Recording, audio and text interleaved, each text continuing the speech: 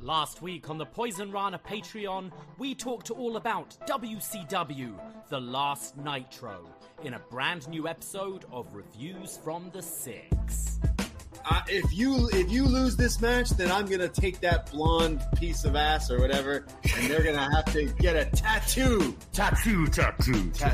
And then Stacey's like, What makes you think I put Stacy up for that? And he goes, I wasn't talking about her. One of the only times on the show that they show last week on Nitro. Right. And I'm pretty sure they set this match up thinking there's going to be more Nitros.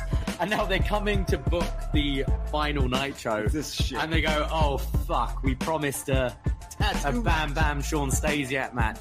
We have to deliver. We promised. We have to deliver what we promised. I think we should bring back tattoo matches because I felt robbed after watching this. Get this show plus NXT retro reviews, wrestling reviews, movie reviews, and so much more over at patreon.com/Poisonrana, and it's only $5. So what are you waiting for? What are you waiting for, huh? What are you waiting for?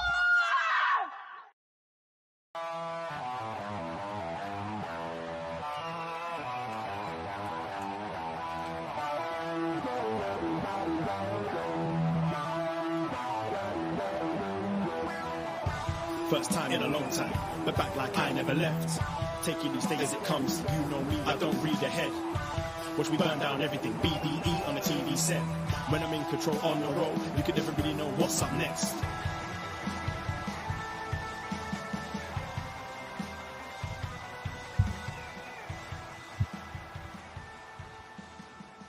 Hello. Braden Herrington here with Davie Portman for upNXT. You found us here at postwrestling.com, Apple Podcasts, whatever podcast app you are using. And of course, we are live on youtube.com/postwrestling. Hello, Postmarks. Hello, Postmarks. Hello, NXT friends. All the NXT friends across the land. We're here on a Tuesday. Our TN mates now as well. Wow. Okay, we'll work on that. We'll workshop that one. TNA doesn't. TNAites, they must have a name for their fans. But NXT TNA is in full swing, and we are going to talk all about it and the fallout from a hot heat wave from this past weekend here in the Six in our very own backyard. We didn't need to go to NXT. NXT came to us, and we had a great time this past weekend. Hello, everybody out there. Shout out anyone we ran into this past weekend in Toronto. It was a blast. Go check out our review just from 2 nights ago, right after Heatwave went off the air. We went and recorded with John Cena Evil. He was with us. We spent a great time chatting about the whole show, our whole weekend, and that included some fun stuff with Wide Open in Toronto. We had our hangout. Oh, yeah. Got some drinks in us. We had quite a few. Blue Thunder Bombs. Thank you, Wide Open. We had a great time. They were very happy with how it went. They've invited us back anytime we want to do one of these things. But Absolutely. Yes, the Blue Thunder Bomb was a success. I swear that this guy's name was Mohammed, but he ended up buying like everybody shots. A lot of all shots. day. So Mohammed, if you're out there, man, you were the life of the party because baby, we all had a good time at Money in the Bank because of you. Absolutely. And then just anyone who was there in spirit and everything, that was great. We talked about kind of thoughts on Money in the Bank and then Heatwave, which I'd say over the past few days, it kind of maybe some fans who didn't catch it live. Yeah, people kind of catching up on it. It doesn't seem like we were alone in being high on this show. Obviously, there is a bit of,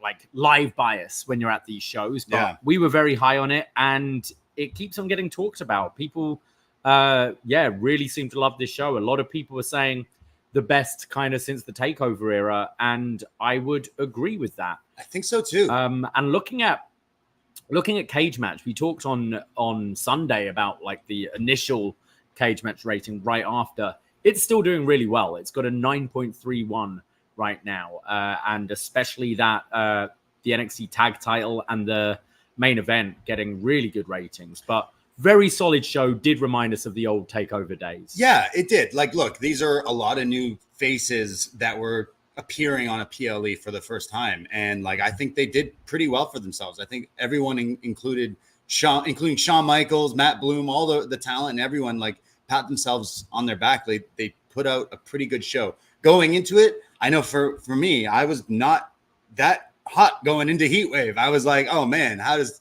the Perfect 10 in the main event? Even he served a fantastic purpose on that show in that main event. So like top to bottom, maybe because my going into it was so, I was like, I'm not that feeling it. But as soon as it started, my energy kicked in and was like, okay, I watch these characters week to week to week, and they don't usually get to appear in a crowd. And Money in the Bank, it was packed. The Scotiabank, the bank was actually packed for Money in the Bank. I'd say for the next night, it was like AEW where they had to move kind of everybody. But you know what?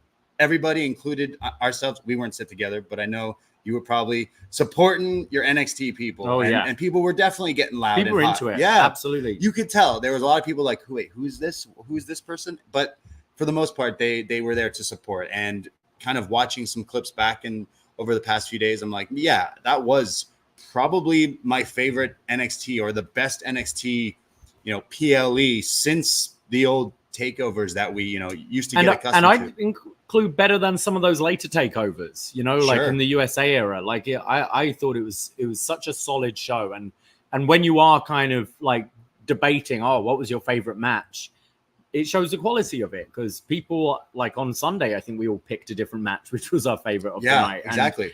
And obviously the Sol Ruca, Kalani Jordan match is getting a lot of talk. Yes. The comparisons to the Ospreay Ricochet stuff, but also, is this wrestling? Is this gymnastics? It's all wrestling. Everything is wrestling, guys. Everything is wrestling. And you know what? I like when wrestling is my entertainment and my escape. And sometimes it's like, why can't we all just get along and enjoy wrestling? I don't care if you watch this show or this show and this show and you hate this.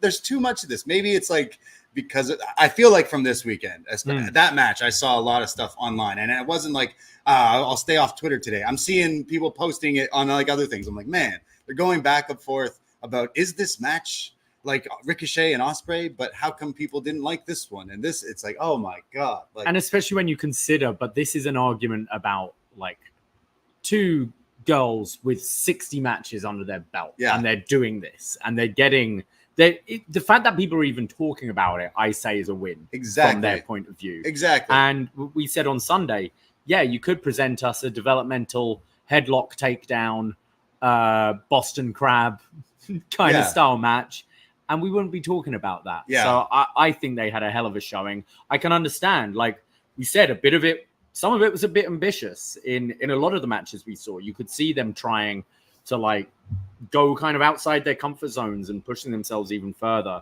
But in my opinion, it's still wrestling.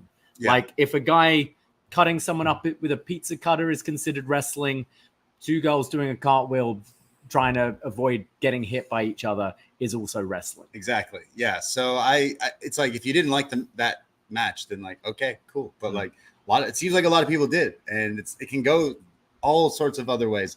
That was something I saw this weekend. I also saw discourse about one John Pollock. Oh boy. Everyone's favorite reporter. The most courageous man I know. Appreciate the courage, getting that dig in with John Cena there, and that just sparking everyone to go off. And it's like, okay, all right. Well, let me ask you then. Why don't you ask John Cena a question? Why don't you ask him, who are you looking to retire this weekend? This tour? Who are you looking to face? Will you still wear the jorts? Yeah.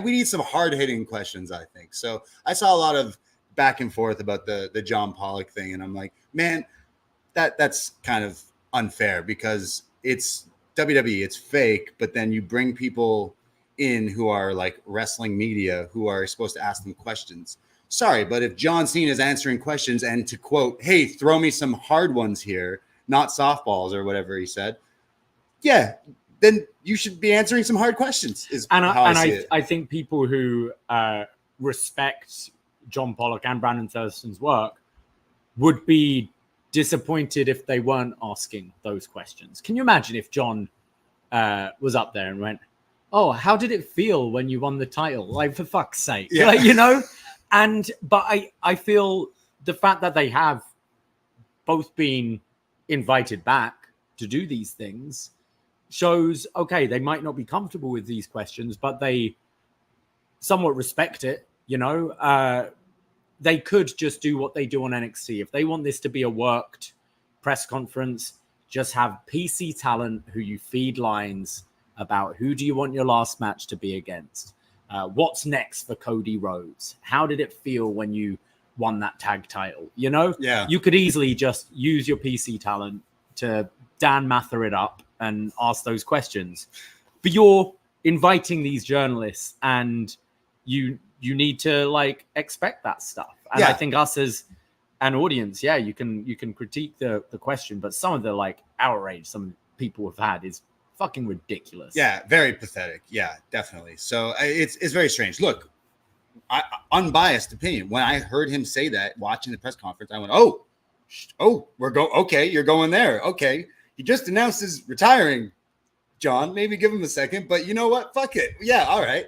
And clearly, Cena was like, appreciate the courage, but not doing that right now. Yeah, and like moved away. So both parties, I thought, you know, did their shtick well. But of course, you're going to get people kind of on both sides saying, "Hey, good job, Pollock," or "Hey, not so good." So I thought that was interesting. So bringing it back to, it's just fucking wrestling. It's just silly wrestling. But sometimes there is some other stuff that is important to get some answers to and some things, you know. There is a lot of tomfoolery over the years backstage, and it's all unraveling. And yeah, we can move on to the new like era and stuff, but doesn't mean we can just brush everything under some rugs. Like, think when the Harvey Weinstein thing was happening, every actor, every director were being asked about it. Yeah, you know, it comes with the territory. Yeah, it's big news, and it's something to do with that industry. That like Vince McMahon is the biggest name in this industry for creating WWE, you know, and it's gonna come up, and it should come up. But I have a bigger question. Who do you think John Cena is going to face when he's on his retirement tour? What's his last match? Randy Orton? WrestleMania? I would like to somehow get to Randy v Cena. For Randy needs to get some wins. He needs to get that title off Cody a couple of times. 15-time champion Randy Orton. Do a bit of hot potato in to get those wins up. And you could have Randy going to equal Cena, or Cena going to break. Yeah, Randy's got to No, Randy would have to go in his champion. Randy's 14, so he's got to. Those are rookie numbers. He's got to bump those up 2 more times. He has to get to 16, and then Rick as the ref. Yeah. Or even do, you know, you've got this People's Championship. Have it especially designed just the 17th championship. Oh my God! No, wait, that's the other show. It's the old Big Gold. It's the old Ric Flair one, and I don't know. I think Randy makes a lot of sense. I think Punk along the way would be good. In most cases, I would go, you want to put over someone new, but he's done that a lot in the last year. So I think you go for nostalgia instead. Is what I'd go for. I think the Mania will be Cody pretty big. as well. That's a big one. Yeah, there's definitely a few options there, but it's crazy that he's retiring before like a lot of other wrestlers. But obviously, John Cena has become like a household name. I mean, he does some of the biggest things in the world. You know, he hosts Shark Week, which is happening right now. I hope everyone out there is celebrating Shark Week. But I love Cena. I love him, and like he's so funny, and the bear and everything that he pops up, and he's great. So you can understand why he's wanting to retire and move up like full time to Hollywood. But kind of like the Sting tour, I think WWE is going to take it to the next level. Like smart. They'll promote this so well. Yeah, they'll do like the last time Cena's in this town, and hopefully that gets a lot of attraction. WWE is super hot right now, so why not keep the momentum going with one of their biggest stars ever? So it'll work. And talking super hot, just a disclaimer, if you're listening to this and you hear whirring in the background, it's super hot. We've got a lot of fans on. It's either have a bit of background noise or have us melting into our seats. It is a heat wave still here in Toronto. Yeah, it's definitely hot. This whole week here was good for anyone kind of visiting, but summertime in the 6 is definitely the time to visit because the city comes alive. It was alive this weekend, so much going on, and it was great. Some of the rest, somehow CM Punk hung out with Arnold Schwarzenegger for some reason. How did that happen? He was in town as well. Yeah, he's in town filming something. He's always been in town lately. Right. Yeah, it's crazy. So Interesting. you never know who's going to pop up in the 6th. But yeah. But you are right. It is Shark Week, and let's get the plugs out the way before we talk some more wrestling. We've got a lot going on. We host our own thing. Yes, we do upNXT every Tuesday night on the Post Wrestling Network. But we have our own little project called Poisonrana, and you can find Poisonrana, the podcast, our free feed, just by searching it into whatever podcast app or YouTube. And we've got a bunch coming out. Like always, Shot in the Dark, John Cena, who's just safely made it back to New York. He runs down everything you might have missed in the world of pro wrestling, talking about TNA and, MLW.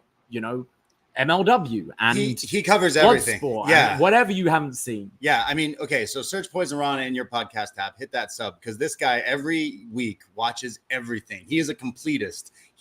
Nothing passes this man when it comes to the world of wrestling. So that is why we have John Cena as our executive producer, as our eyes and ears to scour the world of wrestling. And he talks all about it. Because over here, when he was visiting us, I think the Thursday night, we were like, we didn't go to the Sammy comedy show. We were like, he's flying in. Let's just hang out with our bud. And of course, he pulls out the DDT train match. And then we watch that. So he knows everything. And in 15 minutes or less, he'll cover everything and fill you in so you can be prepared for kind of what's coming next in the wrestling, because usually the people he talks about get a little bigger and bigger. So awesome show from Cena every week. That'll be dropping on Thursday. On Friday, Martin Bushby has fully recovered after the 12-hour stream. I've attempted to upload the audio for this, but it's such a big file. I am trying. But you can go back and rewatch it on our YouTube feed. He did such a great job. A lot of awesome guests on that. But he'll be back with his Ambrose, as in Dickie Bird and Brandon from New Jersey, for Eagles Don't Hunt Flies, the John Moxley podcast. And this week, they're talking about The Shield versus Team Hell No and Ryback from TLC, if I remember correctly, which was a hell of a match. Hell no of a match. And that will be dropping on Friday, both on our YouTube channel and the Poisonrana podcast feed. Yes, they're going live on Friday. They are on the Poisonrana YouTube page. So again, search that, hit that sub. I wonder if they'll one day review John Moxley's jiu-jitsu. I heard about this. I don't think they will, but no, they like praising him on this show. Yeah. But yeah, that's coming out on Friday. I think we're gonna do a Poisonrana on Sunday. We are doing Poisonrana. We're back. Yeah, we haven't done one in a while. It's been a weird month because my mum was in town, so we took a little bit of a hiatus, and then we had Money in the Bank, obviously, and Heatwave, so that replaced our Sunday show this week. We had Martin's 12-hour stream replace the show. But we are back at a slightly earlier time this Sunday at noon Eastern because England are hopefully playing in the Euros final against Spain on Sunday. They've got to get past the Netherlands first. I'm nervous. Commiserations to Canada. They had a hell of a run in Copa America. Unfortunately, didn't quite make it this year. But yes, noon Eastern on Sunday, we'll be back live with Poisonrana, talking about all the stuff in the world of wrestling. We haven't really chatted a whole lot of AEW recently, so we'll be talking all about that, this build to All In, Raw, SmackDown, and everything else that might have been going on. Absolutely. We haven't done one of these. We like to hang out on Sundays and chat a bit about wrestling. So if you're free on Sunday, come hang out with us. It's the Lord's Day. It's the Frog's Day. And we'll chat some Poisonrana and everything. And whatever you want to talk about, we will talk about. So can't wait for that. And then over at patreon.com/Poisonrana, you can get even more content from us. We just released our review of WCW The Last Nitro. We were joined by Jesse from The Six. We talked all about the Who Killed WCW documentary. Yeah. We took a really big dive into all 4 episodes, which we talk about and we go into extensive detail. We, I think, even answer our individual answers of who killed WCW. And then on top of that, we review in full the last broadcast of WCW, The Last Nitro, from Ric Flair's wild promo, from Ric Flair versus Sting one last time, I think, quotations, Vince buying it. But there's also some other stuff on that show that's kind of forgotten, and we're going to talk about it. Forgotten, like the WCW Cruiserweight Tag Team Champions. Oh, yeah. Championships that I learned only existed for 8 days. Yes, a great trivia note for any of you guys out there. Yeah, plus a tattoo match, plus all sorts of WCW memories. So WCW fans, this one is definitely for you. This is the first time we've all watched the Last Nitro in full, along with some of the WWF Raw simulcast and Shane and everything. I really love this show. We went pretty deep into this one. I think the show was about 2.5 hours. It was one of our longer shows, completely dissecting this and the downfall of WCW. We even talk about our thoughts on what the invasion could have been. Yes, and we kind of theorize what the Big Bang would have been if WCW did produce that May pay-per-view back in 2001. So go and listen to that. It's only $5 to get everything on our Patreon. Absolutely. And this is definitely worth the money. Yeah, this one was an awesome show. We're definitely proud of this one. Our boy Jesse, he's done a lot of stuff for Post Wrestling as well. He's a huge WCW fan. You know, we busted out my WCW encyclopedia for this one. We go all in on that. But we got a lot of other shows too. I mentioned it's Shark Week. So we won't go buy a Shark Week without talking about sharks. In the past, over in the archives on the Patreon, we reviewed Jaws, Deep Blue Sea, Sharknado. But this time, we put it to you on our Facebook group, Poisonrana group. We put it to a tadpole. You see what I did there? And I thought it would be a clean sweep where everyone votes for my bald king, Jason Statham, in The Meg. But instead, everyone voted for Eric Roberts in Sharktopus. Yes. Which I was today years old when I learned that Sharktopus is in fact a real movie. And I can tell you, I watched it today on Tubi for free. And spoilers, this might be the worst movie we've ever had to review. Oh, I can't wait. I'm so excited. And just doing a bit of research, it's World Octopus Day on October the 8th. And there is a sequel. Oh, I looked at, dude, trust me. There's Sharktopus versus Whale Wolf. Yeah. What was it? Velociraptor, like religious. Oh, that's the Velocipasta. Yeah. We're doing that. It sounds like the greatest film ever. Oh man, this movie is so awful. Shout out Eric Roberts, one of the greatest actors of our generation.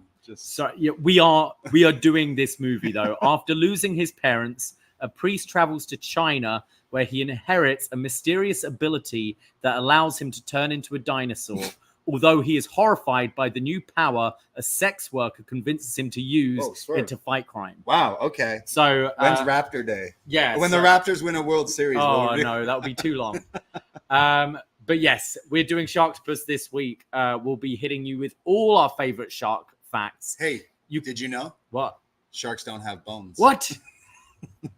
Didn't know if you know that one. What a teeth then. Bring that up in conversation, everybody, this week. Sharks don't have bones. We learned recently that orcas are technically dolphins. Yeah. That changed. I thought they were called killer whales. And Eric Roberts is technically Emma Roberts. Emma Roberts' dad. Is that legit? Emma Roberts, the actor, is the son of Eric Roberts, who is the brother of Julia Roberts. Yeah, I always thought she was just Julia's daughter. Anyways, the more you know from Shark Week, Julia Roberts needs a week too, I think. But anyways, we're going to talk about that movie, which, trust me, is very bad. So get your 1.5 speed ready, Davie. And then rounding off the month, we're going to be doing a bunch of Up Yours.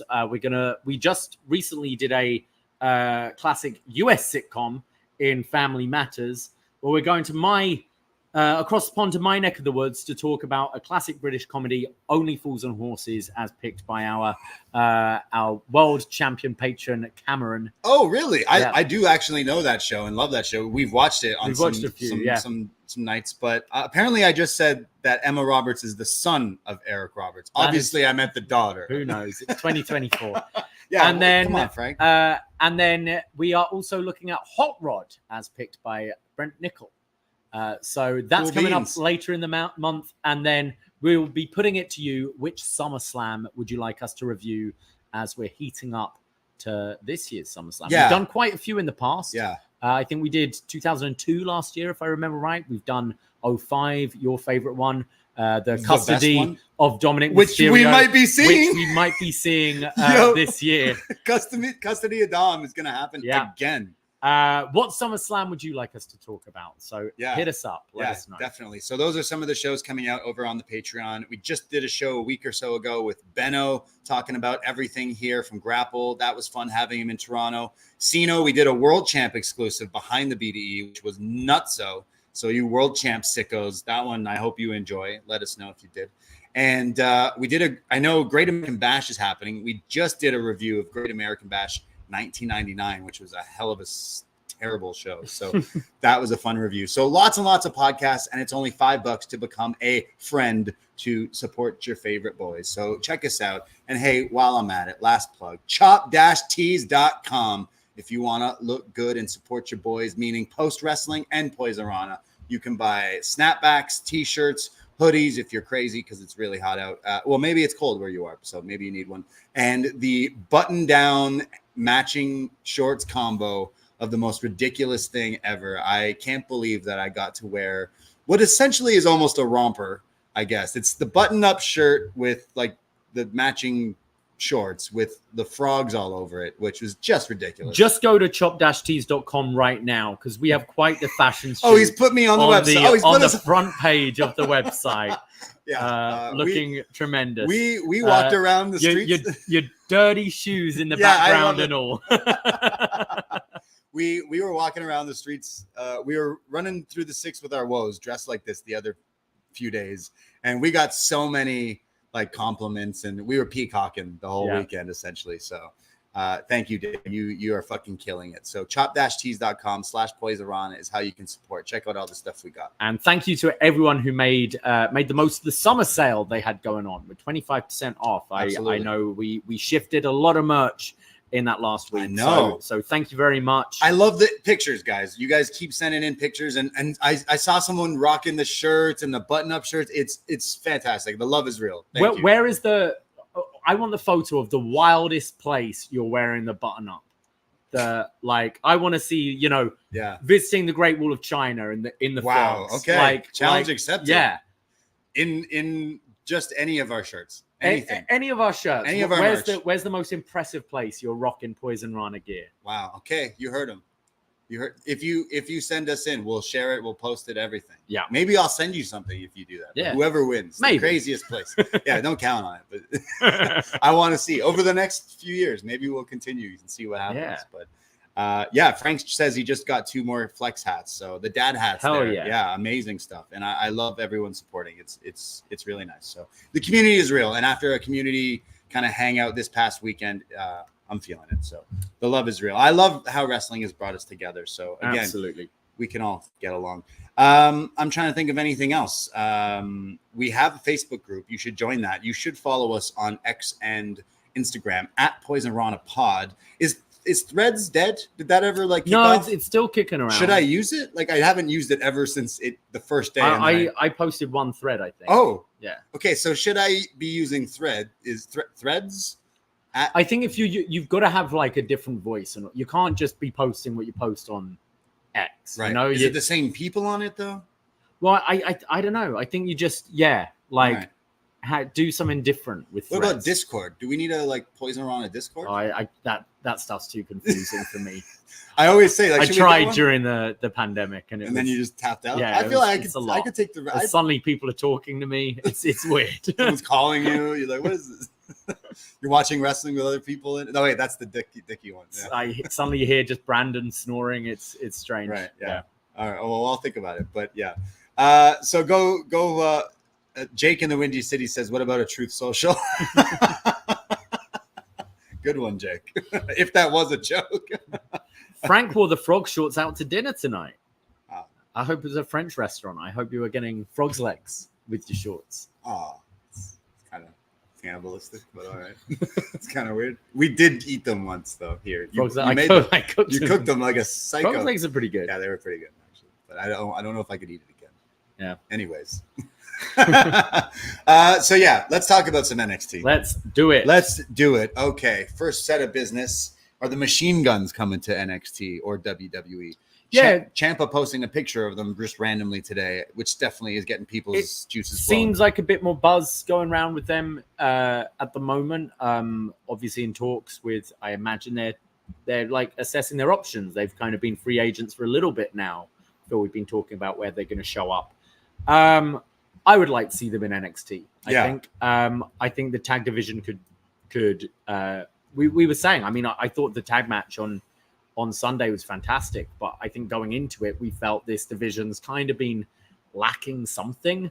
But Machine Guns against Fraser and Axiom has my interest for sure. Yeah, like those guys, they're not developmental. They've been doing it for years and helped train so many people that are like on all different wrestling shows these days. So it'd be kind of crazy to bring them in for NXT, but if you bring them into NXT and then quickly shift them to the main roster, I think that's definitely the direction. Or maybe skip NXT as a full right away, because I feel like putting on hot tag matches is something the main roster is lacking. I mean, they're in the right direction, having DIY just win them on Friday, but having, those guys also there kind of spruces things up a little bit. So, I mean, we're big fans, and we watched them at all sorts of indie shows over the years, and would be awesome to see them finally, on a TV show again, because I used to really like them back on TNA back in the day. So absolutely, it would be cool to see them in WWE, especially how hot WWE is right now. So, do they have Detroit, Michigan stars? We were there for SummerSlam, and we were like, oh, wouldn't it be sick if they were involved somehow? And that was a year ago. Yeah, that's true. I don't know when they're next going to Detroit either, but yeah, I think you sold me. Yeah, DIY versus Machine Guns sounds pretty damn good. Yeah, exactly. And then another thing I saw from Sean Ross Sapp from Fightful said today that it seems like Jordan Grace's TNA deal is actually up in January, not July of 2025. So I'm assuming we see Jordan Grace back in WWE in January. I would be absolutely shocked in the Rumble for sure if she doesn't show up in WWE. I mean, I'm sure we'll probably see her again in this kind of TNA crossover thing we got going on. Yeah. But they seem to be very high on Jordan Grace, and unless they completely lowball her and insult her, I think it's a done deal. Going to the Fed. Absolutely. Okay, let's talk about some NXT, though, from Tuesday, July 9th, 2024. It's the fallout from Heatwave this past Sunday. They're back in the PC, and we kick things off with our new NXT World Champion, All Ego Ethan Page, who we saw him posting pictures Sunday night after his win here in Toronto. And we thought to ourselves, me and you, we're young guys in the city. We're like, oh, I wonder where the champ from Toronto area goes when he wins. He looks like he rented out this whole beachfront restaurant near Woodbine Beach, Ashbridges Bay. So the champ has some style. Makes a lot of sense as well. Get out of the downtown area, not get bothered so much. Enjoy your night. So we can appreciate. Good for him. Exactly. Well, he comes out and he yells into the microphone while standing in the ring with a nice shirt, of course. He says, "And new." And he says, "You should have all seen your faces." And he's going off about how it was kind of everyone was shocked and didn't think that he would win this. When Ora Mensa, of course, tries to attack him here, but he has all these security guards, these jobber cops hanging around. And he goes, security, thank you for doing your job. And they all take him away and escort him out here. And he goes, thank you guys for doing your job. Most importantly, thank you, Ava, for banning Ora last Sunday, because I successfully won. And if he were to have, interfered, who knows, maybe I wouldn't be standing here as champion. And he goes, the whoop that era is done. And now all hail the era of ego. Everyone has their era where they just put their thing before or after the era. But time for the frog era. He does. He's lucky that ego and era does, have a bit of a ring to it. But yes, this is when Trick Williams' music hits. Out comes the former champ, and he's looking very pissed. He's fuming here, and he's yelling like, "I don't want." He cuts his music. That's how you know he's angry, because the crowd keep doing the chant even though the music is stopped. And he's like, I want my rematch. I was robbed from this title. And he's interrupted as well before he can really get going, because out comes Sean Spears, who's like, no. Like, I got something to say too. And he's saying, it was my fault, but Trick, you still lost the match. So technically you should be at the back of the line. And this is when Javon Evans' music hits. And he's also pissed, telling them to cut the music. And he says, everyone needs to shut the hell up. And he goes, Shawn, you're ugly. And he calls Ethan Page a goofball. And he says, no disrespect, Trick, but like these guys, I got to beat them up. And then it comes to this whole big break apart and pull apart, which then we learn there is a tag team match between the two, meaning Javon and Trick, and then versus Ethan and Spears later tonight. But what did you think? Yeah, I think Page just sounds great. I think he looks right with the title. I think he's a good guy to go with as your champion. And I like that he's got a lot of challenges already. Like when they're going to happen, we know obviously there's Great American Bash coming up soon. The rematch with Trick is probably inevitable at some point.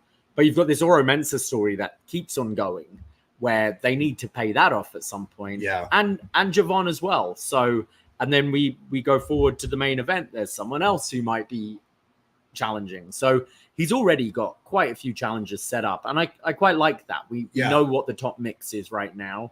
And I think it's looking good. But you also set up this good show-long mystery with who the opponent's going to be. Yeah. Who the partner's going to be. Yeah. Definitely Trick needs the rematch, but you got a few different list of like rogues gallery here that you could go after. What do you think of Ethan Page's theme song? Ego. In the arena, it was catchy. Yeah. Whenever I've heard it on TV, I've not heard the ego come through as much. But we were like, Cena and I were singing along with it on Sunday. Wait, is that how I remember? Ego. I think it's like that. I almost think it's good for him because he is a heel. And it's like I don't want to call this song annoying, but it kind of almost is. I'm not saying it's bad either. I don't even know if I love or hate it, but ego. It's more memorable than others. Yeah, I'd say that. Yeah, I guess so. That's maybe why. That match is later tonight, and we got a new champ. We get the video that we saw, two videos that we saw from Lexis King here talking about how he hates Eddie Thorpe and his EDM beat bop, boop bop music. And it's all about real music like Metallica, Guns N' Roses. And he goes, but that's true American heritage. And speaking of heritage, I'm going to go for Tony's Heritage Cup. And then we saw the video of Tony in his garden and everything like that. So that's what's going to set up the Heritage Cup match a little bit later on. But we go to our next match, which stems from Arianna Grace and Karmen Petrovic, who are tag teaming, both from Toronto, winning Toronto. A big moment for them this past Sunday at Heatwave. And Arianna didn't like teaming with Karmen, and therefore this match was made by Ava. Yes. For now. Karmen's still rocking the Raptors gear, We the North. And she is in control of Grace early on. She puts in an awesome looking Moodle lock here. Eventually, Grace gets out of it, hits a pop-up knee that she does for a 2 count. And then Karmen comes back. She does a bunch of her karate kicks here with the sweeping the leg, very Cobra Kai. There's then like this, I know Ospreay's called it the Robinson special, but I don't know if she's got a name for it yet. But this like cyclone kick while she's down to the spine. Yeah, or something like that. And gets the pin here pretty quickly on Arianna Grace. And after the match, during the match, we had Jasmine Nix and JC Jane kind of walking down. And after the match, they stare at her, but it's Fallon Henley who attacks Karmen from behind and kind of leaving with the other two. We saw last week, she kind of teased like, oh, some things need to change around here. And she aligned herself with these two. So it looks like going forward, we got our new BFFs, baddies of NXT. Yeah.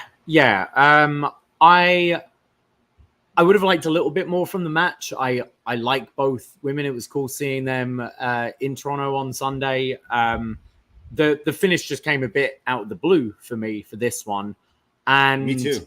I thought we might tease, obviously we had the post-match, but I thought we might tease a bit more of, them still being a team. I think they're going to be better off as a team for now.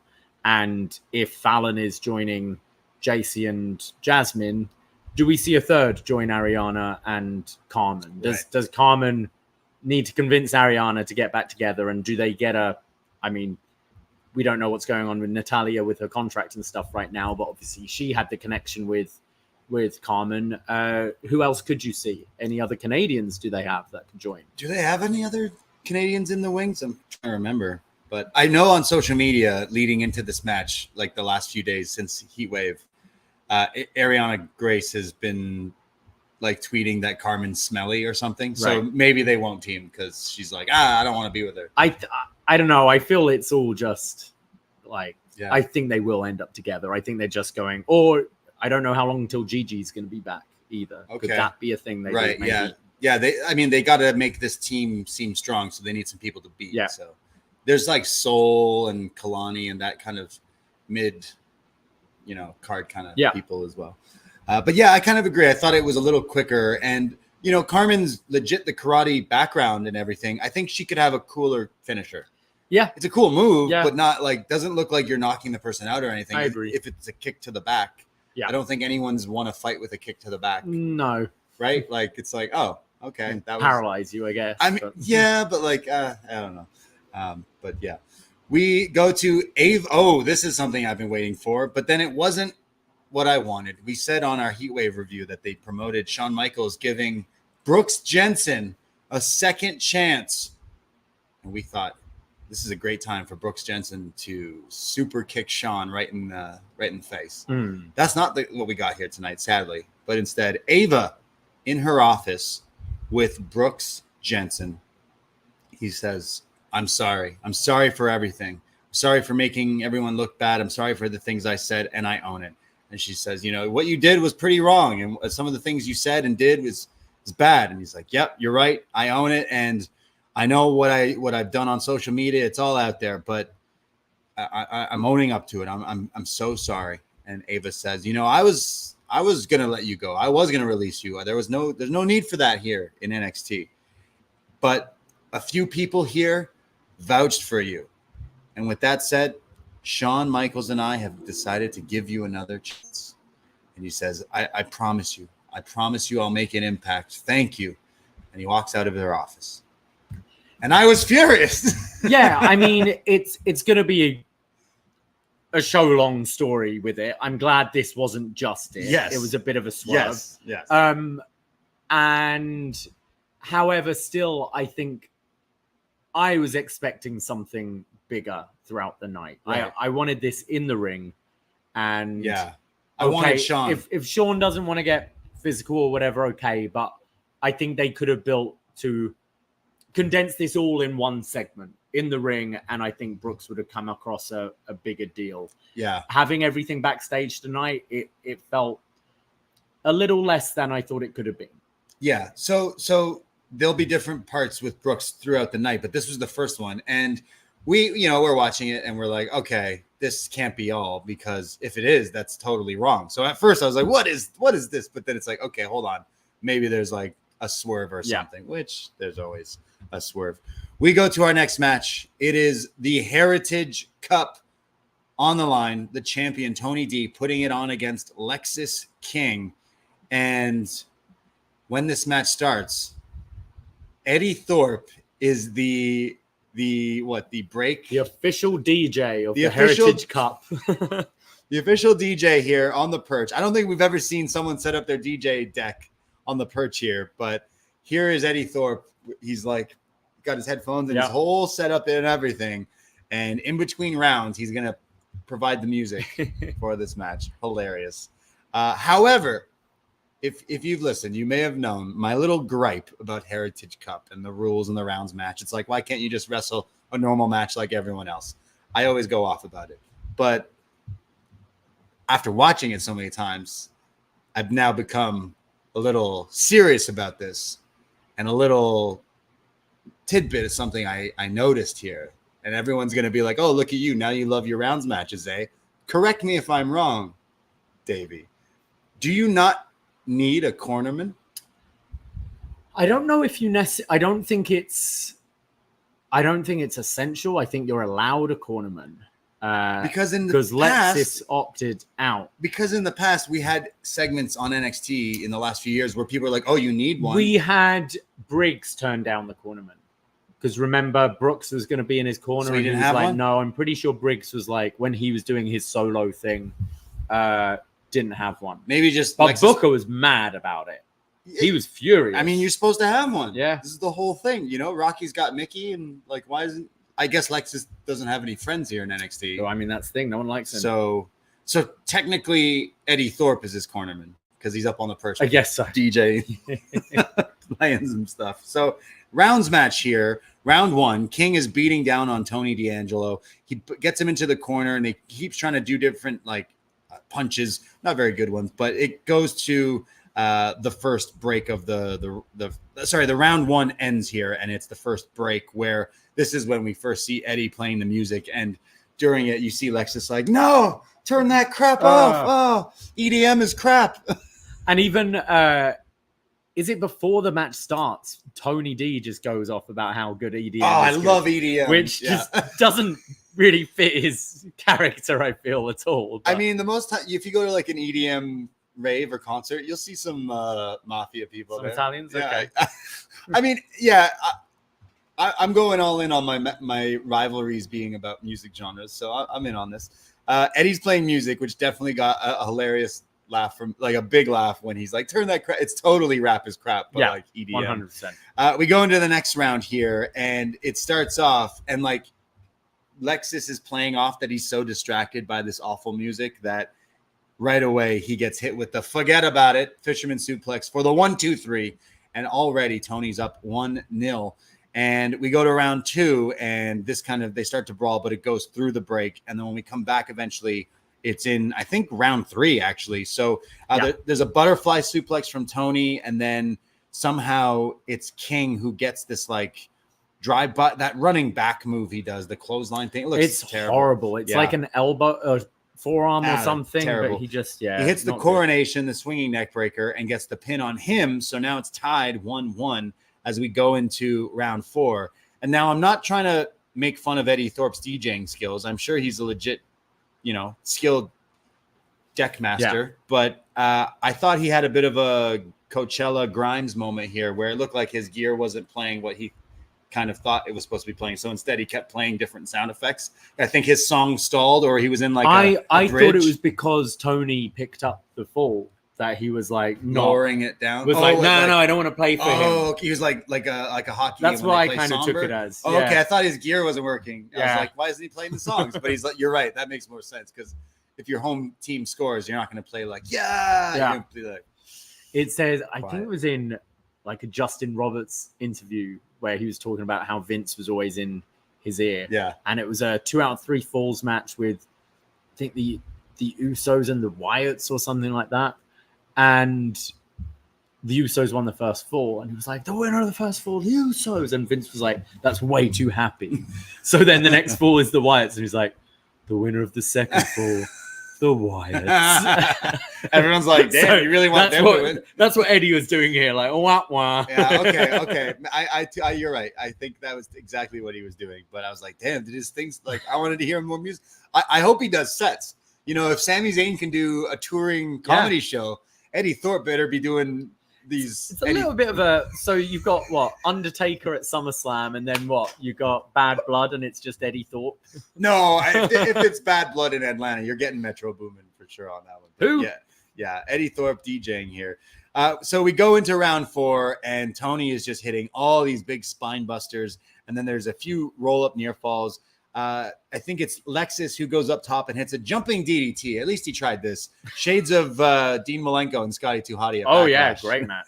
But Tony kicks out 2.9 here, and then Lexis goes for the coronation, but it's countered with a huge spine buster. Like, APA would be proud of this one for sure. And Tony gets the fall and retains the Heritage Cup. Yeah, like I thought the DJ stuff was funny, but I didn't really get into the match so much. I do think Tony has improved a lot in ring. I think when he started, he was very just brawly. I think his suplexes look good. I like that he's finishing with the spine buster now as well, because I do think it looks quite impressive. It's like a super though. He hits spine busters, but then the finishing one's the huge, more like Ron Simmons kind of spine buster. But Lexis just doesn't do it for me at all. I do think this is I know you're not a big fan of the rounds thing, but I do think this kind of works on Tony D. I think it's a good title for him to have. I don't see him as an NXT champion level, but having like a lesser than title that he can have some fun with, I think is working. But yeah, I didn't think a whole lot of the match. I liked it like a little bit. I didn't necessarily hate it. I thought the DJ stuff was pretty funny. Yeah. I think it would be weird. I think they thought of how can we incorporate the DJ stuff going forward, and why they gave King this match because it has the breaks. It's interesting they've gone back to it because when he was hitting the kind of, his native heritage quite a lot, wasn't he? And even when he came back, his first match back, we're like, he's changed his gear slightly, but there was nothing different. And I think this might connect more, maybe. Yeah. I mean, we've had DJ characters before, but like it could work. And usually they're heels because they're playing music that you don't want to hear, but why not be a good DJ and play some, top 40? He should have remixed like Guns N' Roses and Metallica. A lot of DJs, EDM DJs do that anyways. True. Shout out Kygo and stuff too. But yeah, Tony retains. We go backstage, and this is where things took a swerve. Brooks Jensen is attacking Javon Evans just out of nowhere, attacks him backstage in front of there's always pipes laying around. And Briggs shows up and kind of stops and interjects as everyone starts to tend to. He goes, "What the hell are you doing?"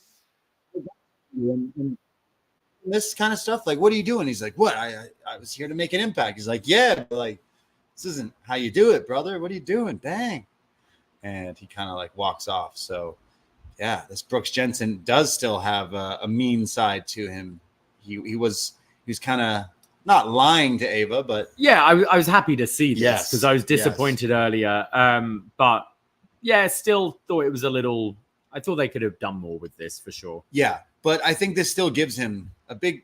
I still think something good for him going forward, like giving him this. I know he's going for the Pillman, right? Like that kind of character, but it's way for so long. So nice to see him. People are talking. Actually, the video package I thought they did that they showed last weekend on Heatwave. Yeah. It was really good. It made him seem like a big deal. And that's why I was a little disappointed with kind of how it came across. I heard a few people being like, "Oh, what's going on with that?" Who's this guy? Again, I think having Shawn Michaels would have been a bigger like oomph to it. I think, but we'll see more of him a little bit later. This is where we get the commercial for Bad Blood coming October to Atlanta with Cody Rhodes and Metro Boomin. And I think they got Metro because he started the Bad Blood with the whole Drake thing. I think that's what they're relating it to, Bad Blood. But I think we kind of mentioned it should be Punk and Drew in a cell at Bad Blood, right? Like that would make sense. But Atlanta coming soon. We go backstage after a commercial. Case U, they're a little down on their luck after their loss this past Sunday, but Ridge Holland shows up and he's all hyped up and he's like, "Guys, why are you in the dumps? It doesn't matter if you lost. You stole the show. And not only did you steal the show, you stole Money in the Bank weekend. And because you did, I did something for you." And he says that Thea, if she's got a match tonight, if she wins that, she's got a championship opportunity. And next week, Duke, I got you a match for the North American Championship. And Thea's all excited. And Duke, I think it's Riley who's like, "Whoa, Oba's gonna kill him."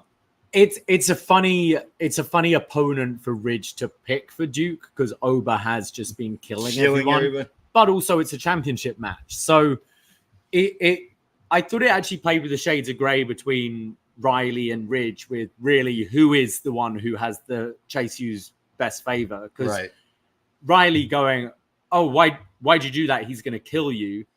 It's kind of disrespectful to Duke, but also it could be, hey, like you could get hurt in this. Right. And is Ridge only really doing it to see you get fucked up? Yeah. So I actually quite liked that. And I did look like how they put over the match, the tag match, because that was the one my match. A lot of people are talking about. And that match was I think awesome. You needed to follow it up. And I like this. This was focusing. Look, we're going to get Thea a title match, and we're going to get Duke a title match coming out of this. Yeah, it was a little thing here, and it kind of sets up. But coming off the weekend, they were like a team that if you didn't know, you'd be like, "What's this? Why is this guy wearing a sweater? And why are they so good kind of thing.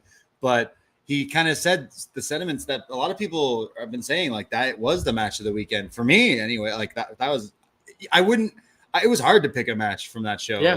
But I thought that was interesting that they brought that up and that Ridge did. So we'll see the dissension of Chase U possibly. I hope not. At least the OG, the new Wolfpack, Ridge and Riley, Chase U. Yeah, I don't trust them. They're not real Chase U students. They're something else.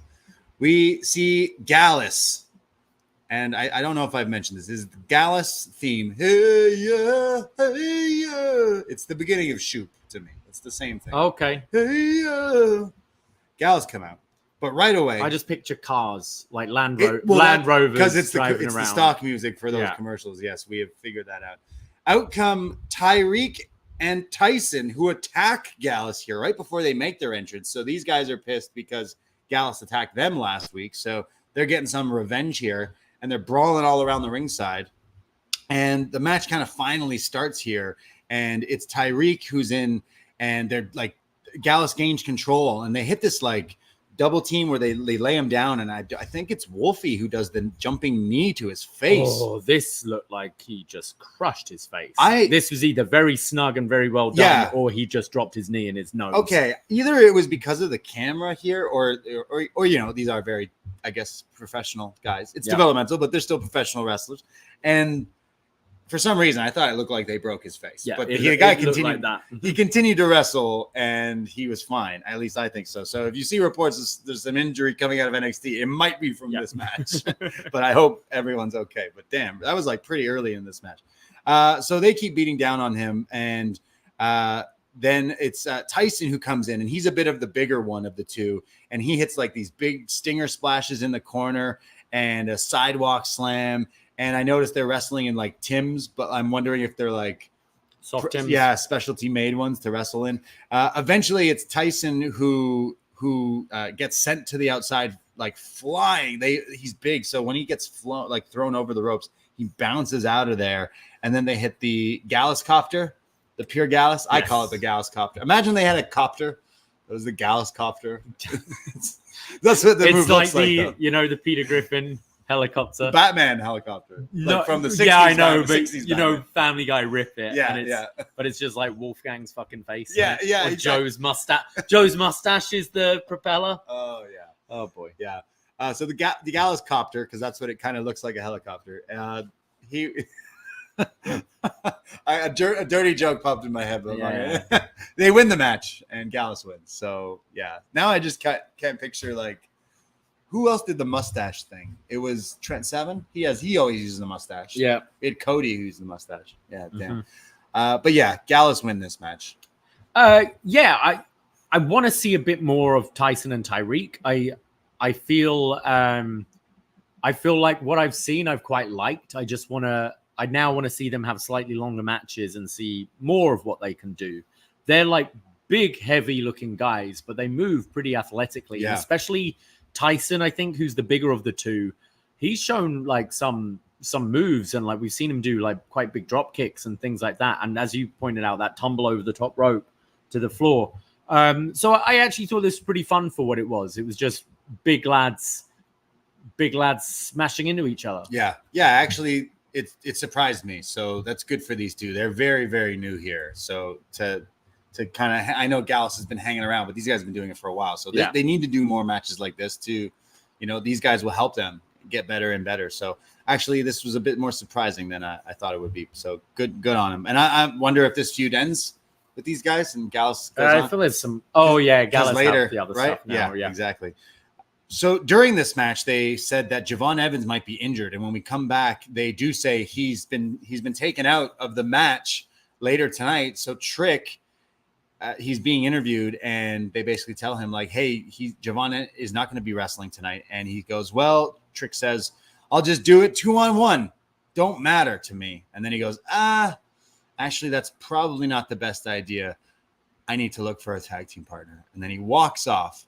And if you were to blink after Ethan Page winning the title on Sunday and it going off the air, you would have missed Joe Hendry's face appear. Well, if you blinked here, you would have missed his face also appear. So definitely foreshadowing. By the time the main event starts, they've whacked you over the Yes. head. The believe puns Yes. and I mean Gallus like hit you over the head with it. But they completely literally later on. show his face. Yeah. So it's like, okay, like even if it's a split second, they show I missed it both times.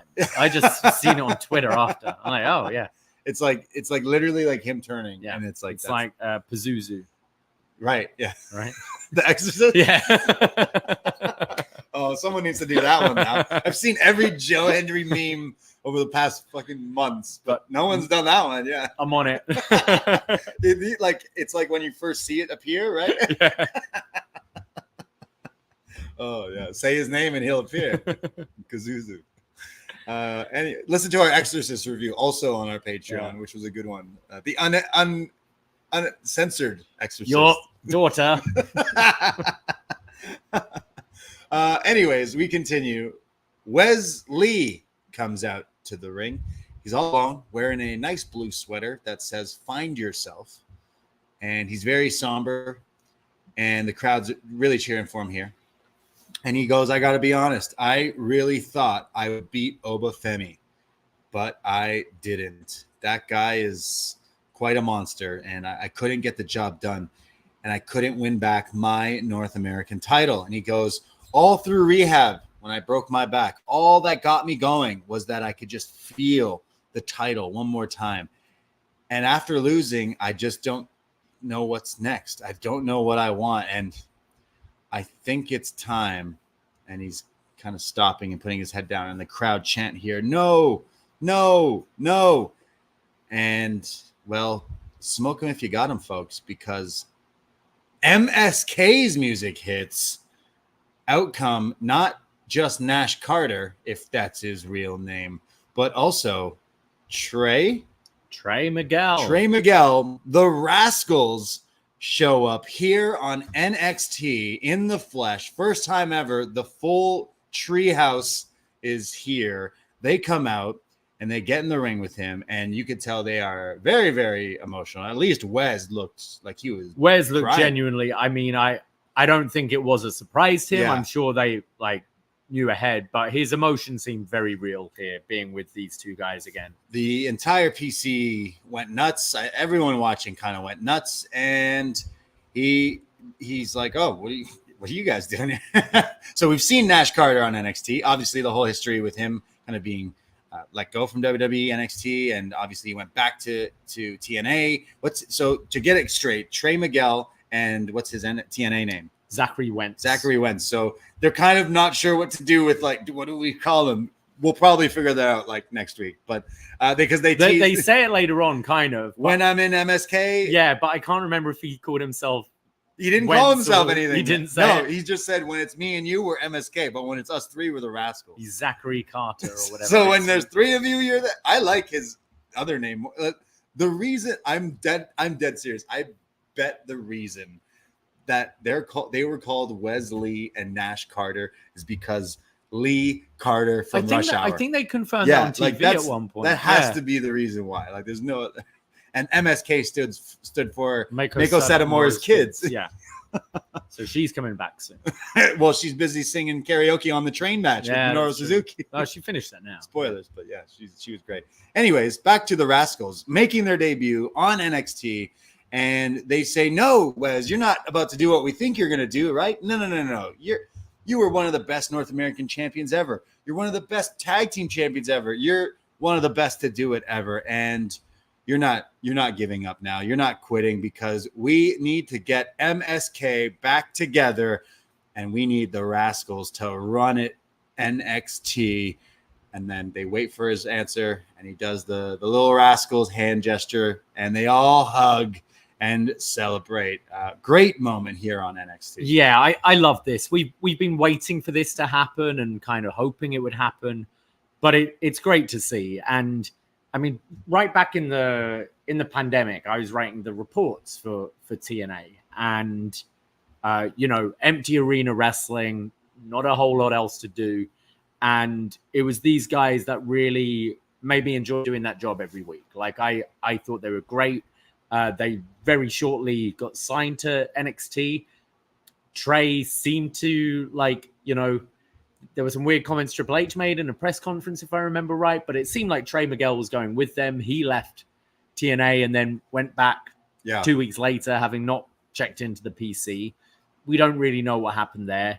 And then Wentz and Wes Lee had quite a good tag run. And then obviously the stuff, the controversy came out with Carter and he left. And I know we had Wes playing that, I don't know what my future holds and all that stuff on TV. But I'm sure there was an element of that.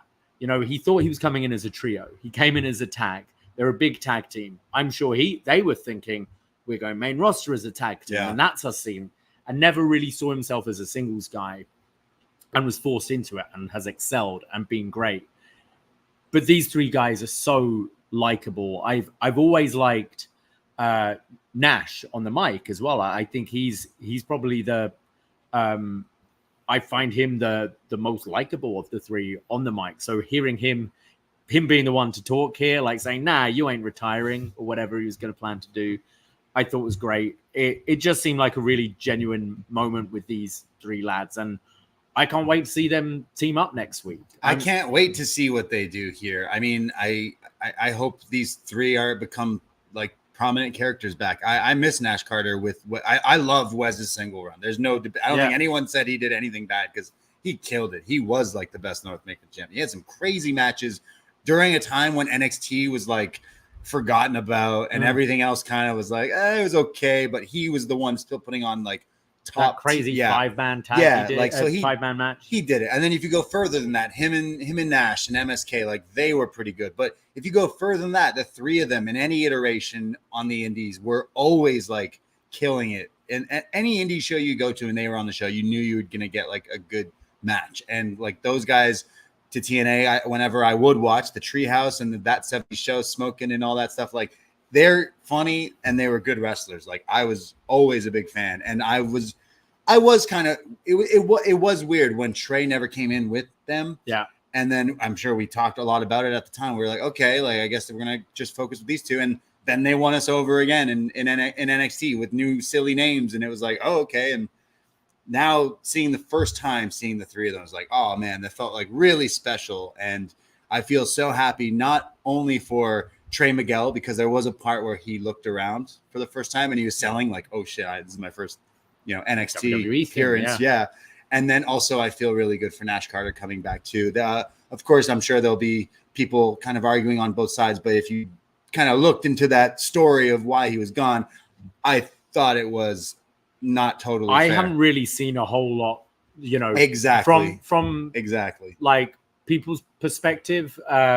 Most seem to be on his side. Fans, wrestlers, everyone. So like it, I did feel like maybe this is a bit of a redemption for him. So this is pretty cool. I think what you got to remember with the NXT setting as well is people that go to this show are your diehard wrestling fans. So these TNA people can come in and get huge reactions. They're getting better reactions here than TNA. Right. There's a TNA chant on the show. You like exactly.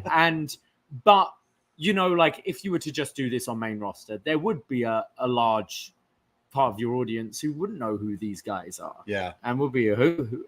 But I think you get such great reactions in NXT because, and this has gone right back when, like Nakamura's video showing up on the screen. And these fans know the wider world of wrestling and are the kinds that see these guys at the indies and that kind of thing. So it is big. I think it's the right place to do it. And I would have these three have a fun month or so, do all the combinations, have these matches with Gallus and No Quarter Catch Crew and whoever. And then the storyline wise can be like, all right, Wes, you've got your confidence back now. You need to challenge for the NXT title. Absolutely. My home planet needs me. Bye. See you later. Yeah. Maybe we'll come back if just like Jordan Grace's contract got a little maybe. snipped. Maybe a few of our other contracts can get snipped too. Or by that time, Triple H just finally says he's like, yeah, I'll just buy it. All right. Probably will happen too at that point. But something else to note is all the TNA talent had a like TNA graphic Yes. with their name on the screen. Yes, I saw it reported everywhere, Post Wrestling, all the different websites, that No Mercy is coming back, which we were talking off the air actually about, like, oh, I wonder if No Mercy is coming back, and legit today it was like everywhere. So that's coming back, but I do wonder if we're getting some sort of Worlds Collide eventually as well, or like No Mercy Worlds Collide. I don't know, but I would imagine you're getting TNA talent on that show, and TNA talent on the Great American Bash coming up as well, which is the TV special. So I think definitely for one of these PLEs, they should do do it as a super show, do it as your Worlds Collide kind of thing. Absolutely. Yeah. The Montreal show for TNA is their best selling show in 10 years. 3,000 plus people. Yeah. It's the most selling, and it got. I mean, they haven't really done Montreal, I guess, in a while. It's a big deal for them. I've had quite a few people asking me, like, "Oh, are you planning to make the trip?" I'm like, probably not. I mean, NXT talent being on it would be pretty cool, but I'm probably not going out to Montreal for it. Yeah. But the fact that people are even asking, When is it? it's just showing I think it's next month. Oh, so it's in a few weeks, I believe. Is it near Oshiaga? Try to do a little Yeah. festival. I think it's that's sooner than that, but like, good for them. I hope they do more crossovers and stuff. But I thought seeing the Rascalz finally on NXT. It's in like 2 weeks, Oh, 20th okay. of July. Oh, so maybe it is close to Oshiaga. Weird, interesting. I love this, and seeing them finally. I hope we do see more of them. I want to see all the three of them. I want to see the Treehouse on NXT. You don't need to do all the smoke, but I know they did it with RVD on TNA. But like, there's some people they could have in the Treehouse. That's another NXT location. They did it with RVD and NXT. They did it with RVD in No, NXT. no, it was Matt Riddle, wasn't it? Yeah, it was Yeah. Matt Riddle. Yeah. Yeah, it was Matt Riddle. Oh yeah, remember him? Wow. So Rascalz on NXT. Love to see it. Like I said, smoke him if you got him. We move from that. We go backstage. The two Canadians, I guess they're boys now. They realized, hey, we're not so different, you and I, especially after that eye poke spot, which was glorious from Sunday. Ethan Page, Shawn Spears, and they're backstage, and they're being interviewed here by Saraya. And she asks, like, hey, guys, just want to get your thoughts. You know, Javon Evans has been taken out. Do you think Trick Williams will find a partner? And they go, will he find a partner? Nah. And then he says, like, oh, I got to take care of some lost souls or something. What the hell is the chairman on about?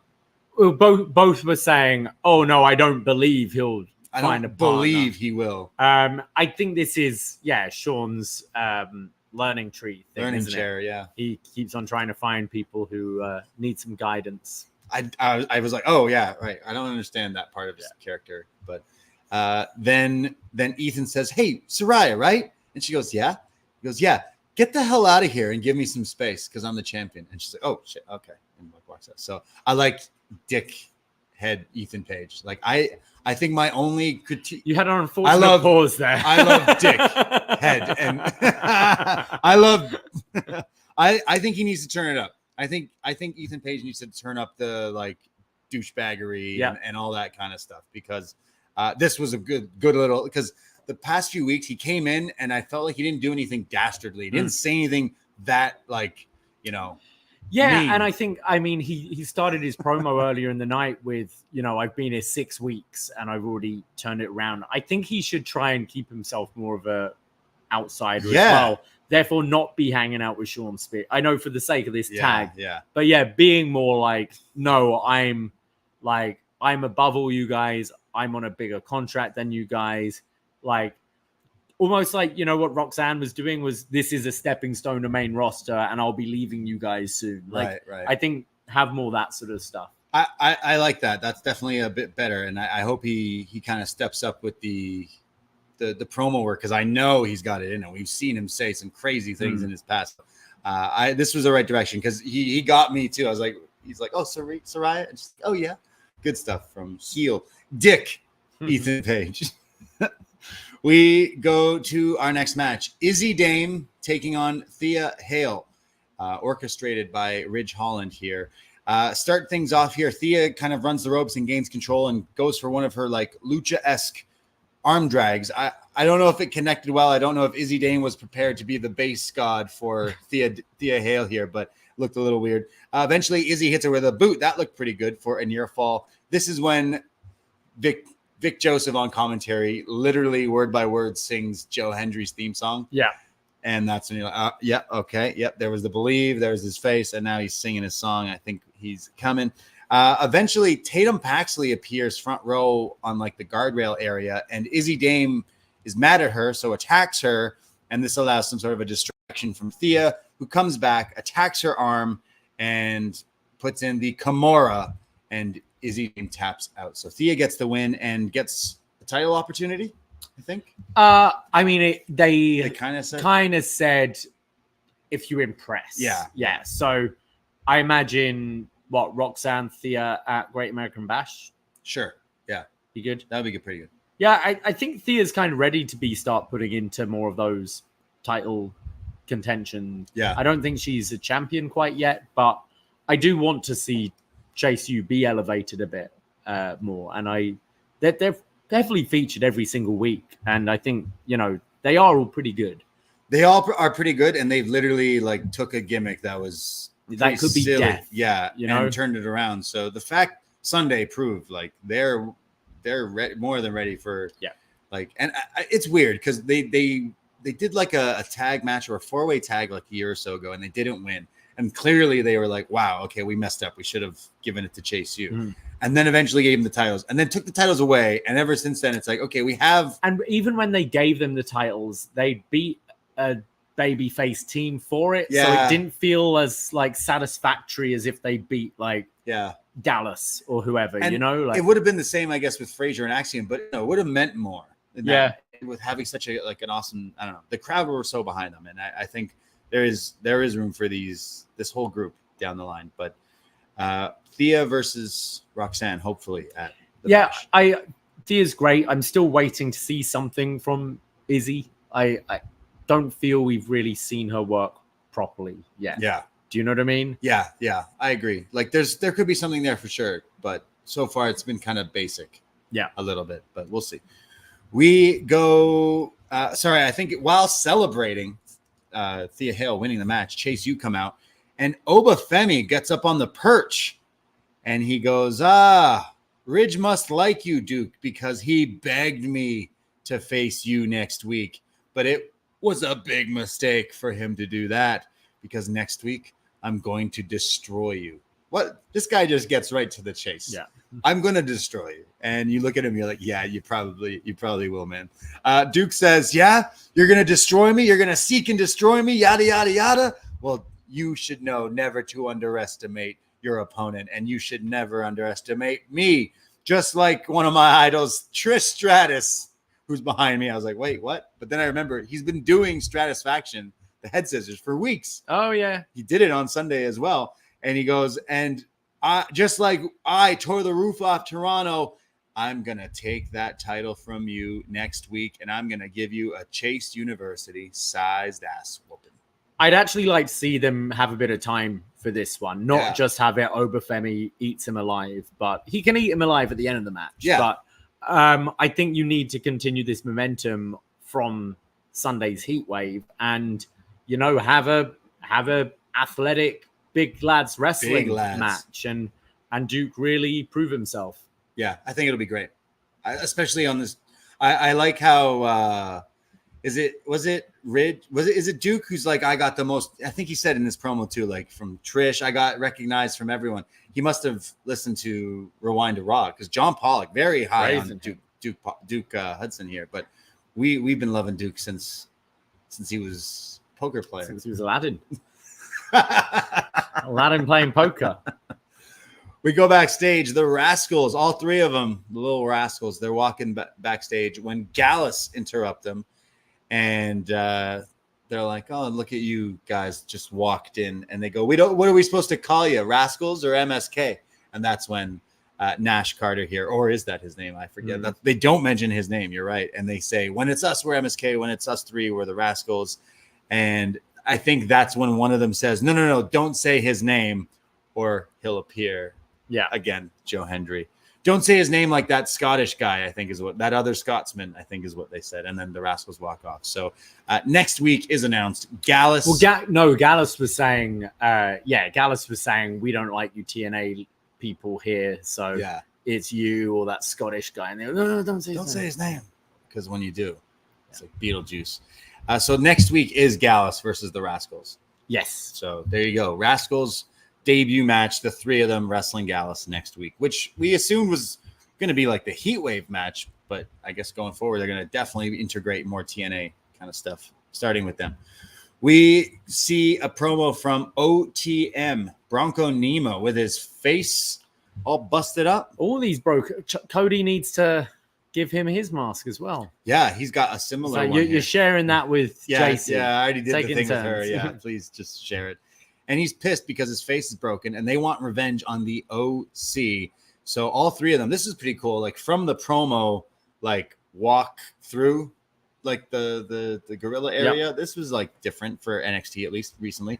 And they all come out and they're getting ready for their match as we go to commercial break. When we come back, though, Ava is backstage with Brooks and Josh Briggs now in her office, it seems. And Briggs is like, oh, I'm sorry. I vouched for him. I know it. And they're like, please, Brooks, get it together.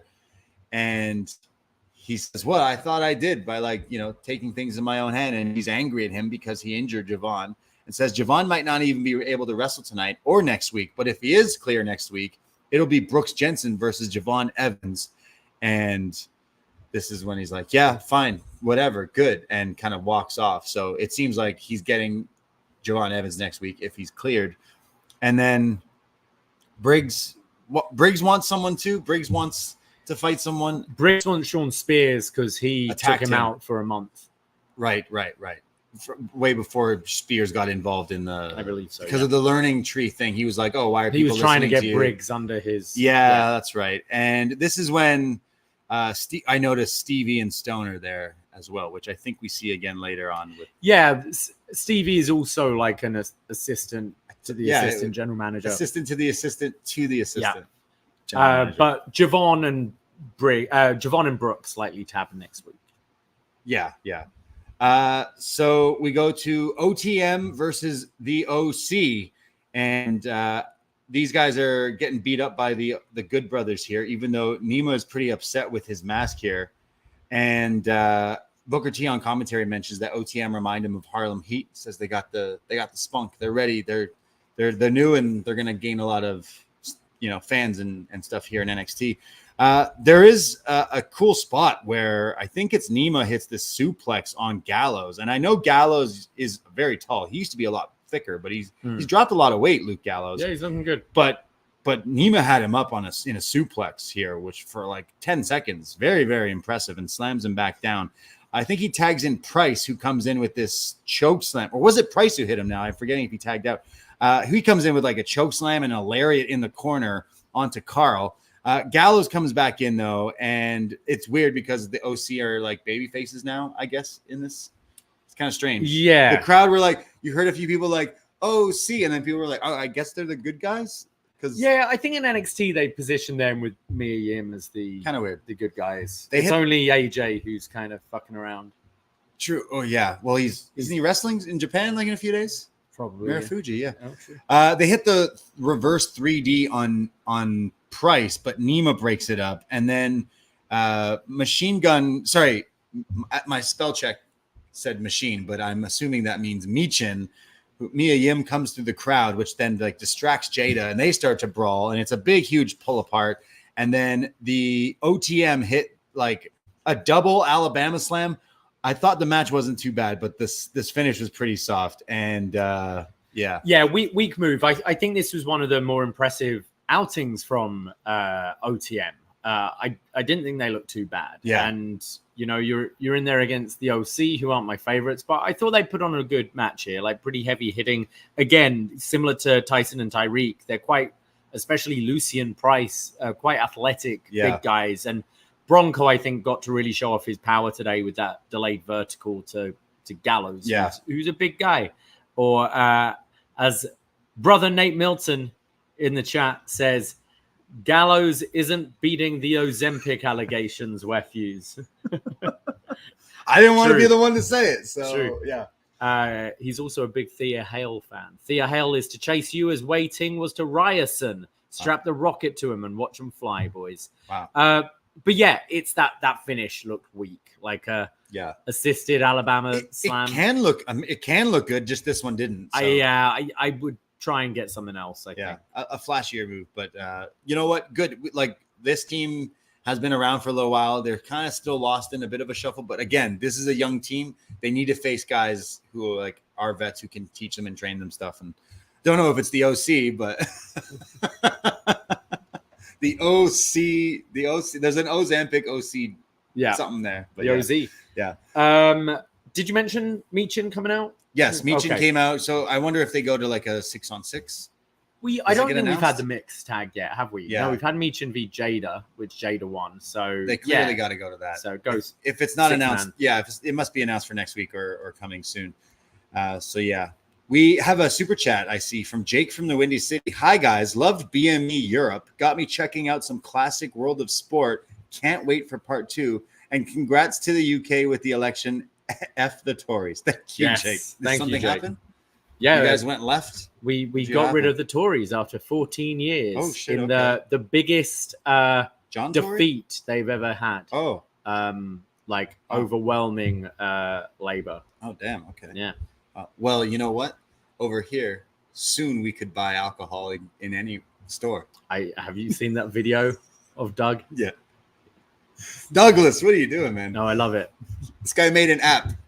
Our liquor store is closed. This guy made an app to find beer and alcohol anywhere else because our liquor stores are on strike.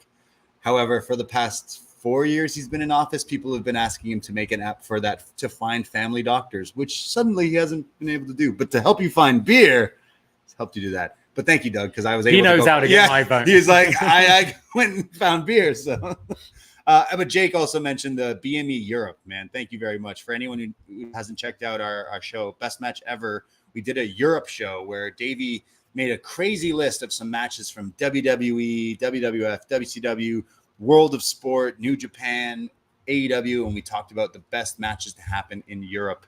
And a part 2 will happen closer to All In and Bash in Berlin and stuff. So, August. Yeah, definitely. That was a fun show.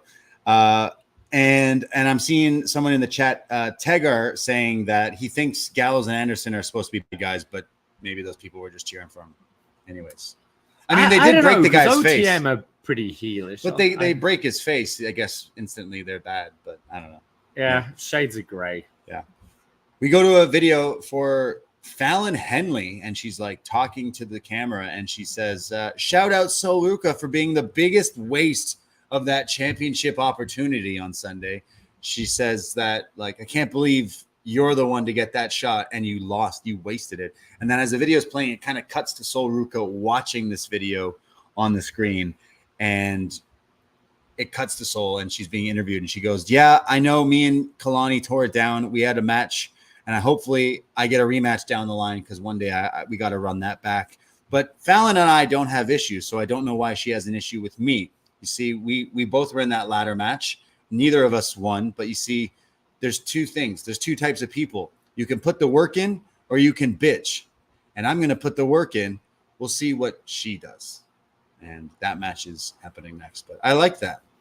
I like that, Sol. It's two types of people. People who put the work in and people who bitch. Yeah, it's consistent with her character. We've always seen when she's backstage and like all the girls are arguing, she just gets up and leaves. Do the work. Do the work. Yeah. Hashtag do the work. It reminds me of a great quote. Great man. Kanye West once said, there's two different types of people. There's haters and there's dreamers. Haters are the ones who gave up on their dreams. Oh.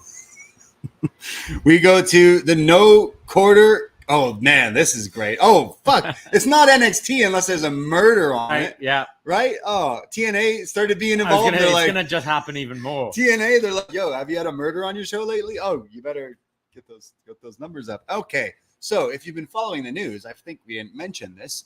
First, there's an injury, not the quarter catch crew, but the other guys that like to do catch stuff.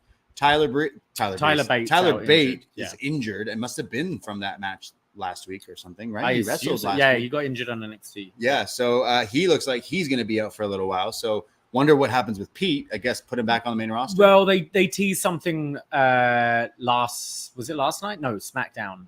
No, whenever it was. Yeah. They teased something with Sheamus. So Pete was getting beaten up and Sheamus ran out for the save. and then was like, Oh. forming Brawling Brutes, and Pete was like, nah.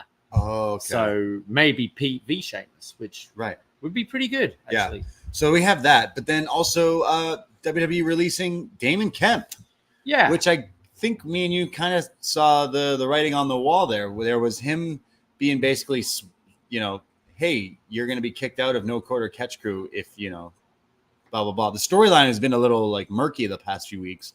And then it was reported by like everyone today that, yeah, he's gone from WWE. And we cut to this segment with the No Quarter Catch Crew, or for the NQCC fans out there, Miles, Tavian, and Charlie. As the scene cuts to them, they're in the parking lot, and you just see them all closing a trunk. And I think it's Tavion who says, like, do you guys do this often? Like, what are we doing? Are you sure about this? And Charlie's all serious, like, mistakes happen, but we don't have mistakes in the No Quarter Catch Crew. And mistakes won't be tolerated. And they close the trunk, and they're like, okay. Tavion's like, oh, shit, this is my initiation. Like, I replaced this guy, and now we got to kill him? Jeez. And as they go to get in the car, I don't know if I've laughed out loud so much on it from watching NXT. It cuts to across. Someone makes a noise, so they look ahead, and we see, is it Ren Sinclair? She witnesses them shoving the trunk, and she's like, I won't tell anyone, I swear, and then runs away. But it's the camera panning and the zoom in that just absolutely broke me. If you have to watch anything from NXT this week or don't have time to, at least watch this segment, because, oh my God, hilarious. So then they get in the car and drive away. You think they're going to go after her too? Are we going to hear Ren Sinclair's been released and then just... She's a witness. Next week. Also, I love that, like, oh no, a witness. Never mind the camera guy right in front of them. Bobby Stevenson, as in Damon Kemp, tweeted out an hour ago, it's all right. Miles turned the AC up for me. Good sport. Good job it wasn't Waiting's car. Yeah, no AC, he'd be dead. Yeah, like it's, I actually quite like Damon Kemp. I quite liked him in ring. I thought he was a pretty good promo, but we said, was it last week's show? We haven't really seen, he's been this character the whole time. We haven't really seen any moving up or really moving down the card. So yeah, I could have seen him and the Creeds being something, maybe as a trio like that. I think there was stuff you could do with it. Whether, I mean, his stuff on Twitter, he seems like pretty all right about things. But I don't know. Obviously, there's the stuff with his brother. But I'd like to think that, just because your brother's done shit and has been released doesn't reflect on you. Right. He always seemed like they had him to, like, make the deal sweeter for the brother. Yeah. It always seemed like that from the beginning. And I know make it sound terrible, but it almost seemed like, hey, you and your brother, well, can my brother come too? It almost felt that way when it happened. And then he was on TV faster and quicker than Gable, and he got like decent in the ring. I don't think this is the end of his wrestling career. Yeah. I don't know if maybe he'll show up on like a bigger TV, but like I could still see him wrestling. Oh, Bloodsport or something like that. Bloodsport, yeah. I'd be interested. I mean, he's pinned August 12th with a phone emoji on, so he clearly wants to take bookings. I am interested to see what he does outside, and just because you leave doesn't mean you don't necessarily have to go. There's always the doors open for a return at some point if he continues, if he improves. I'll miss his German suplexes, and I'll miss his Jerry curls for sure, definitely. It is. We've just released 2 employees at my work. Okay, and when like we have a lot of people coming in at the moment with resumes. Right. Yeah. We're like, we're not hiring. We tell staff to say we're not hiring, and then we hire 2 new people. Oh. And you're sort of seeing these people realize the writing's on the wall. This was exactly this last week. Wait, sorry, Tavion Heights is in the group and you're all just shitting on me now? And then boom, release. It's been a while for one of these in NXT. They must have known. I don't know how tipped off he was, but they knew this cut was coming at least 2 weeks ago when they started this stuff with Tavion. Yeah. Yeah, absolutely. Like, I wonder if they told him, hey, we're going to finish this out. Do you mind if we wrap this up? Yeah. Do Sorry. 2 weeks. Yeah. Or, hey, what if we kick you out of the group? Oh, but what am I going to do afterwards? Don't worry. What would you prefer to do? Would you, like, if you were working for a WWE or whatever? I'd hope they tell me. Would you, they don't. went, hey, we're going to release you. Your contract expires X.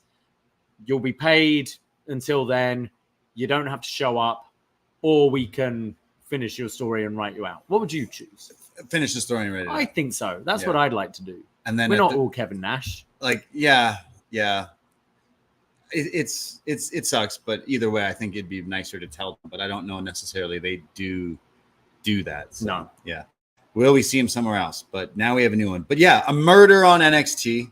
He's gonna go sleep with the fishes. I love how Charlie and the NQCC feuded with the Italian mobsters. So now they also kill people. They are exactly. Like they don't. Yeah. How the Italian mobsters put people in trunks? How does the wrestling team guys murder people? I guess they were like, yeah, we don't really like. What do you do? Spike the Gatorade or something? Like, what would these guys do? It's like, yeah, just put them in a trunk. Just do the same thing. It's fine. But the Ren St. Clair thing is just so funny. Nate's confused by it as well. He goes, "Can you brothers explain to me why Shorty was so spooked about being an eyewitness to this alleged beating murder that was recorded on a nationally televised TV program?" Yeah, it's like the camera's like right there, but anyway. But the camera only started filming. True. Once they could just. She witnessed, the throat being slit, his eyeballs being them taking off the jumpsuits to like clean up, taking their gloves off. Yeah, she witnessed it she all. saw it all. Ren St. Clair, run for your life, girl. You're in trouble. Don't pick up your phone. Go into hiding. Maybe that could be her character. She's in hiding, or she sees like she doesn't have any. She character. just doesn't wrestle. She never wrestles, but she has like seen some shit, and people are. She wrestles on TNA. And the NQCC that's why they're on TNA this week? Yeah. They're on TNA. They kidnap her on TNA. They've been at some of the tapings, these guys, they right? have. Yeah, that's pretty cool. But yeah, Ren St. Clair, maybe, don't go into public for a little while. They might be after you. So I guess pour one out for Damon Count. Pour one out. Go to Fallon Henley versus Soul Ruca here. Fallon wearing the Kid Rock jacket. I like the fur coat. Look really, really heel, really good. There's some great. Yeah, got heel Trish from like 2000 vibes. Definitely. As well. Fallon keeps countering Soul's attempts to do some flippy stuff. There's a great spot right in where like she sweeps the leg or something, and Soul like flips and lands on her feet like almost nothing. It was very impressive. She does a lot more of the handstand escape, and then eventually Fallon scouts it and kicks her and starts putting the boots to her here. Eventually she starts working her hand and her arm. She stomps on it and then hits almost like the house call kick for a 2 count. Eventually though, Soul comes back with these like different pinning attempts and counters, very, very smooth looking, especially coming off that match on Sunday. And then a move, I don't know when the last time I've seen this, but this woman does the splits while she delivers a stunner. And Vic and Booker were like, I don't know if we've seen someone do that before. Very impressive. But Fallon kicks out of that. And then she hits the Soul Snatcher, which we didn't get to see live on Sunday. But before she can pin Fallon, Jasmine, Nix, and JC Jane attack her, therefore getting the DQ, but not letting her pin Fallon here. And they all beat her down and stand tall. So, yes, these 3 definitely are a new unit.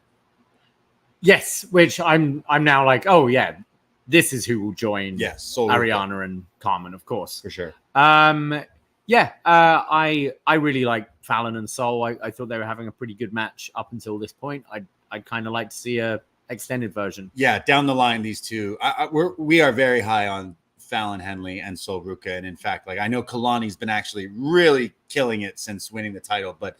These 2 is what we thought the North American title kind of going forward would kind of be with these 2 for a few months feuding. But I think they will get their spot. I think Fallon would be a nice one to take it from Kalani. Yes, actually, as well. I really like these two. This was pretty fun. Obviously, that didn't get to the level of the Sunday match, but still some good chemistry between the two.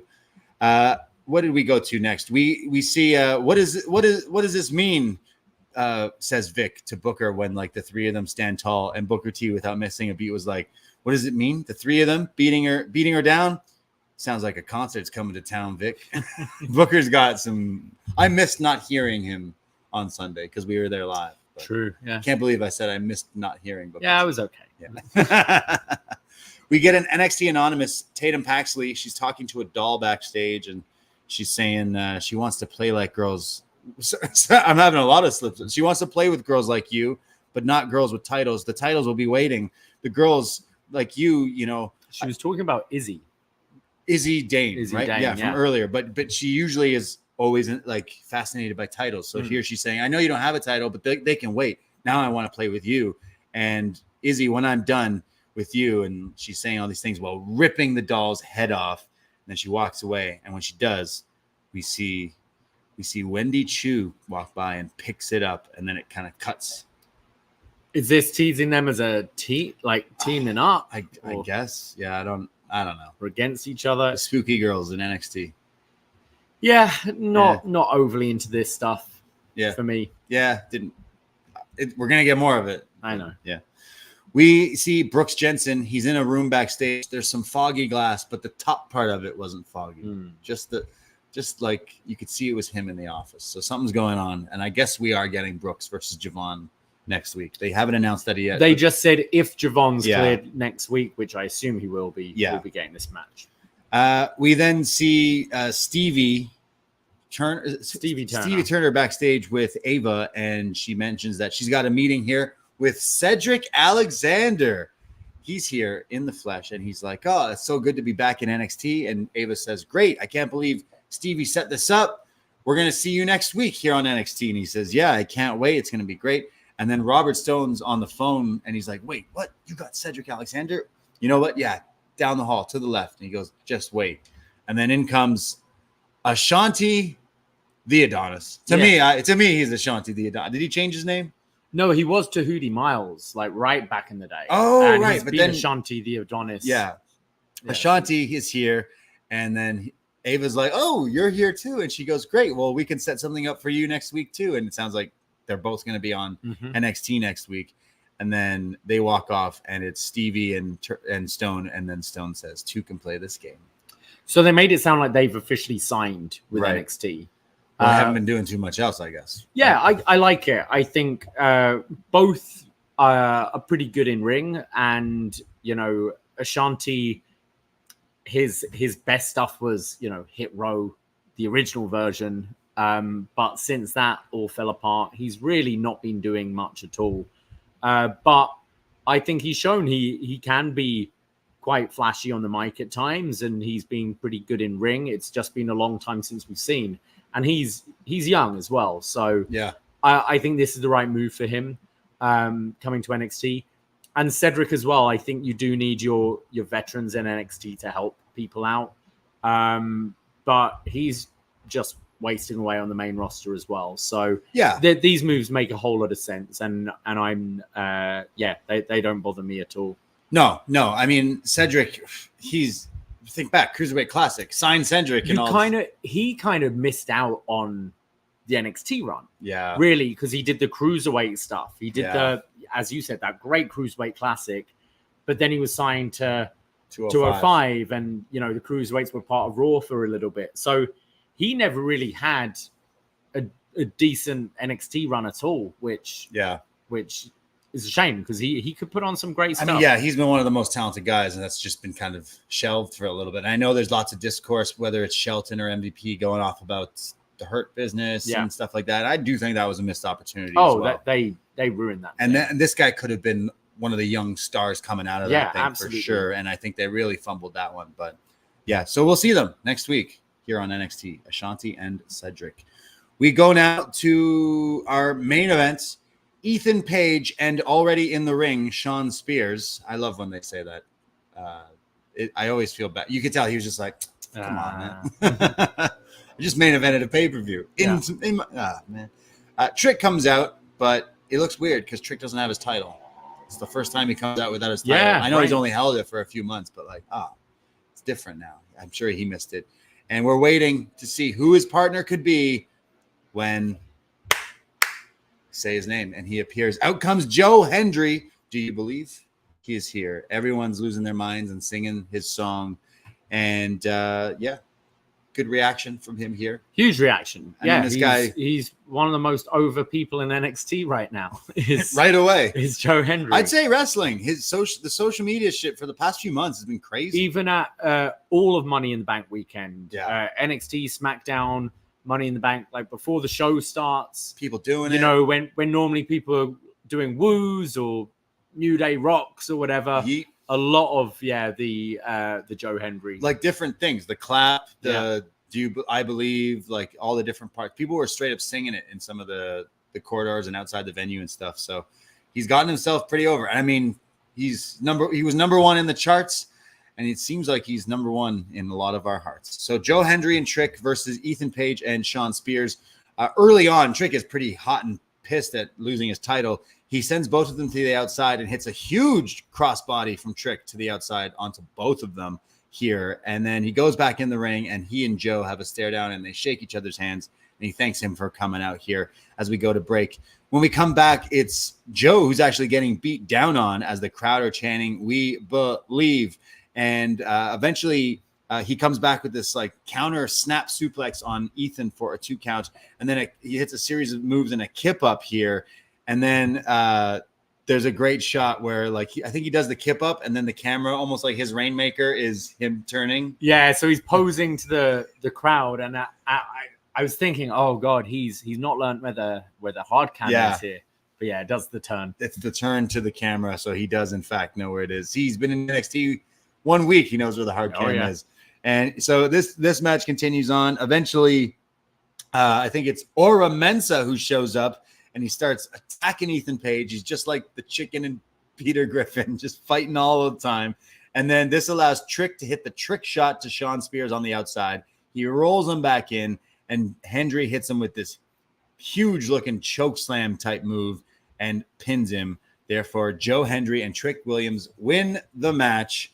And then they start doing the Joe Hendry wave. That's the wave. And then everyone's doing it. And then he looks over at Trick, and Trick's like, the smallest finger. Yeah. Like, yeah, all right, I'll do it with you, even though I'm still mad. But yeah, as NXT goes off the air. But what'd you think of that match?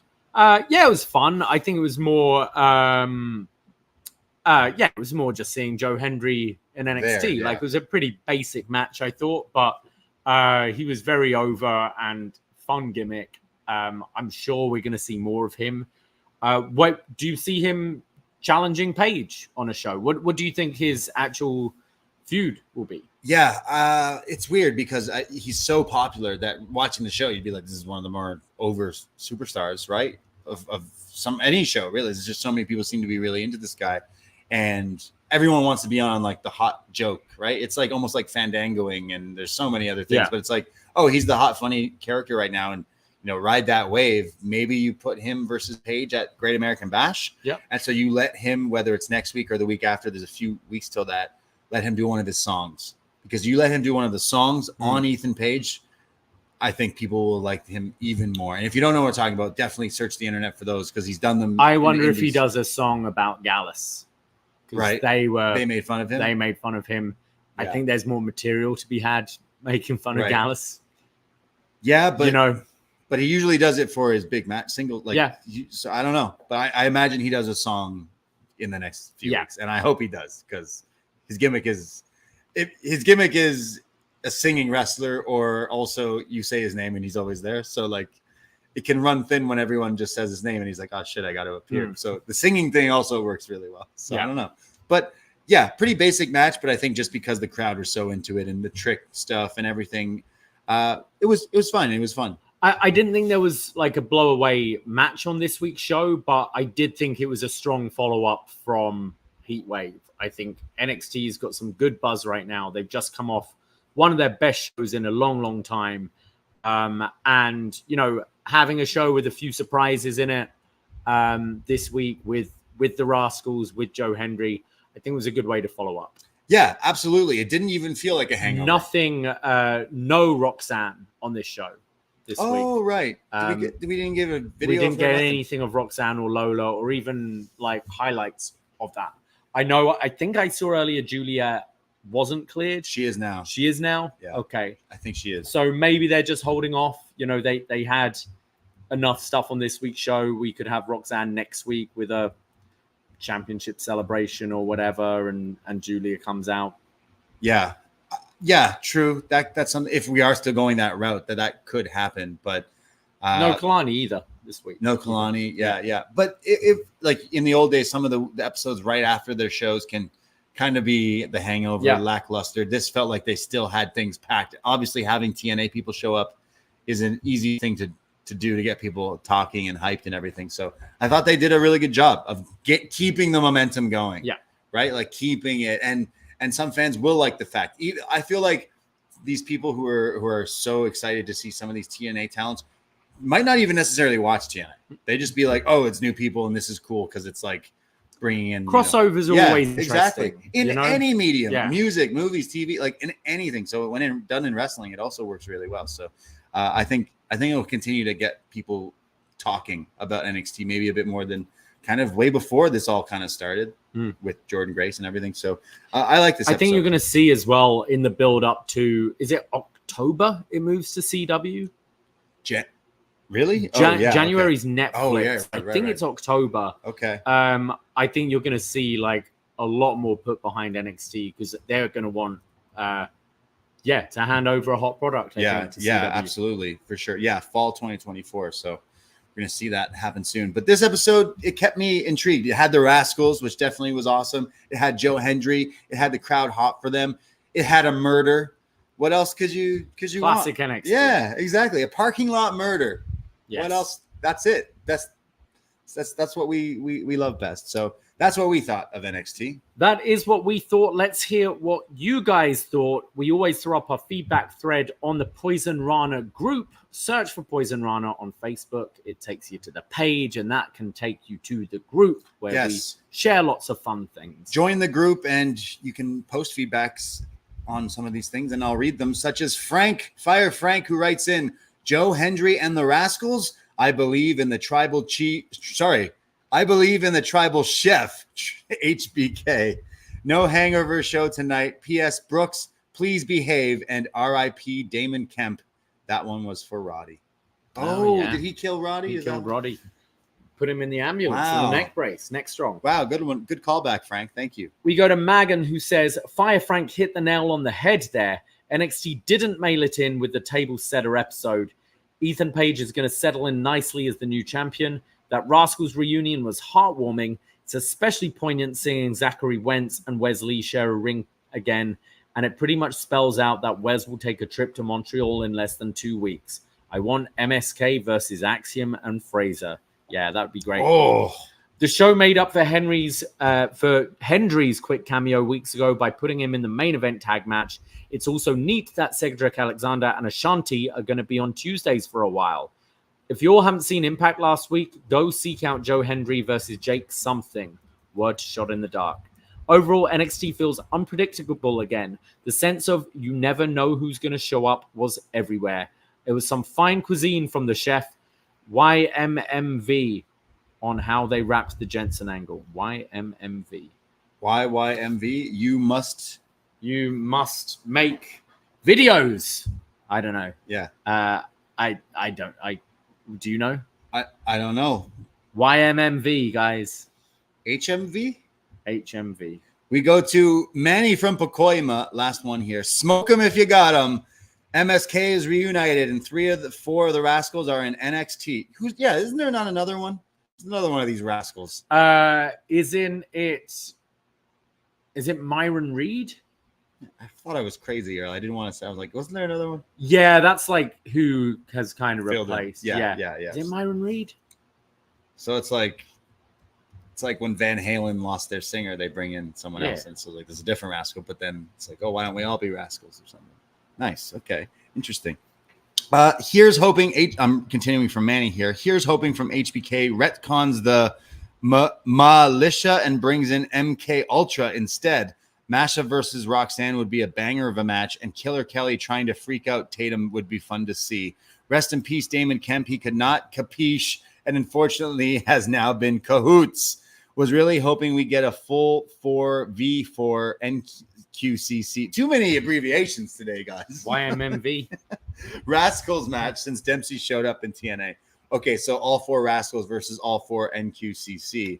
So we need MSK versus OTM versus another- the OC versus NQQC in a YMMV match on NXT. Mileage may vary. Right. Mileage may vary. MM. Yeah, don't use that again. It's confusing me. I hope you don't use that in person. MMV. I don't even know what it is. MTV Video Award something. Anyways, thank you, Manny, and thank you, Megan and Frank and everyone who wrote in there. Appreciate it. Yeah. So yeah, I think MSK versus Frazier and Axiom would be crazy. Give them the titles again. That would be awesome.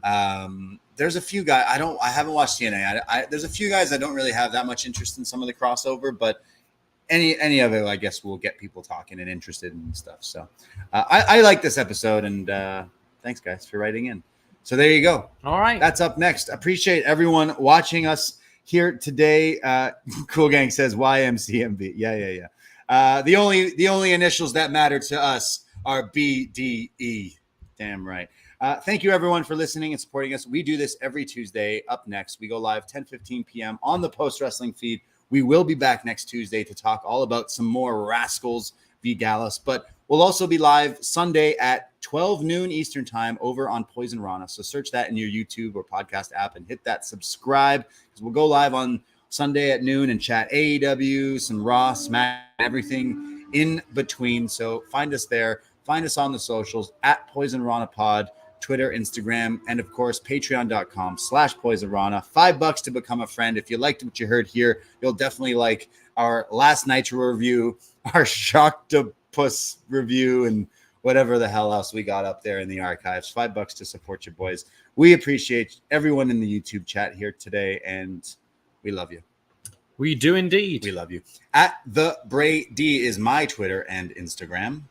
And you can find me at Davie Portman. That's it. That's all. Take care. Goodbye. Be safe.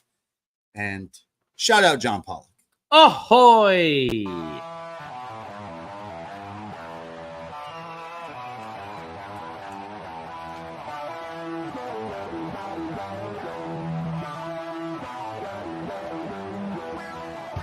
First time in a long time, but back like I never left. Taking each day as it comes, you know me, I don't read ahead.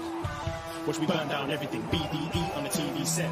When I'm in control on the road, you can never really know what's up next.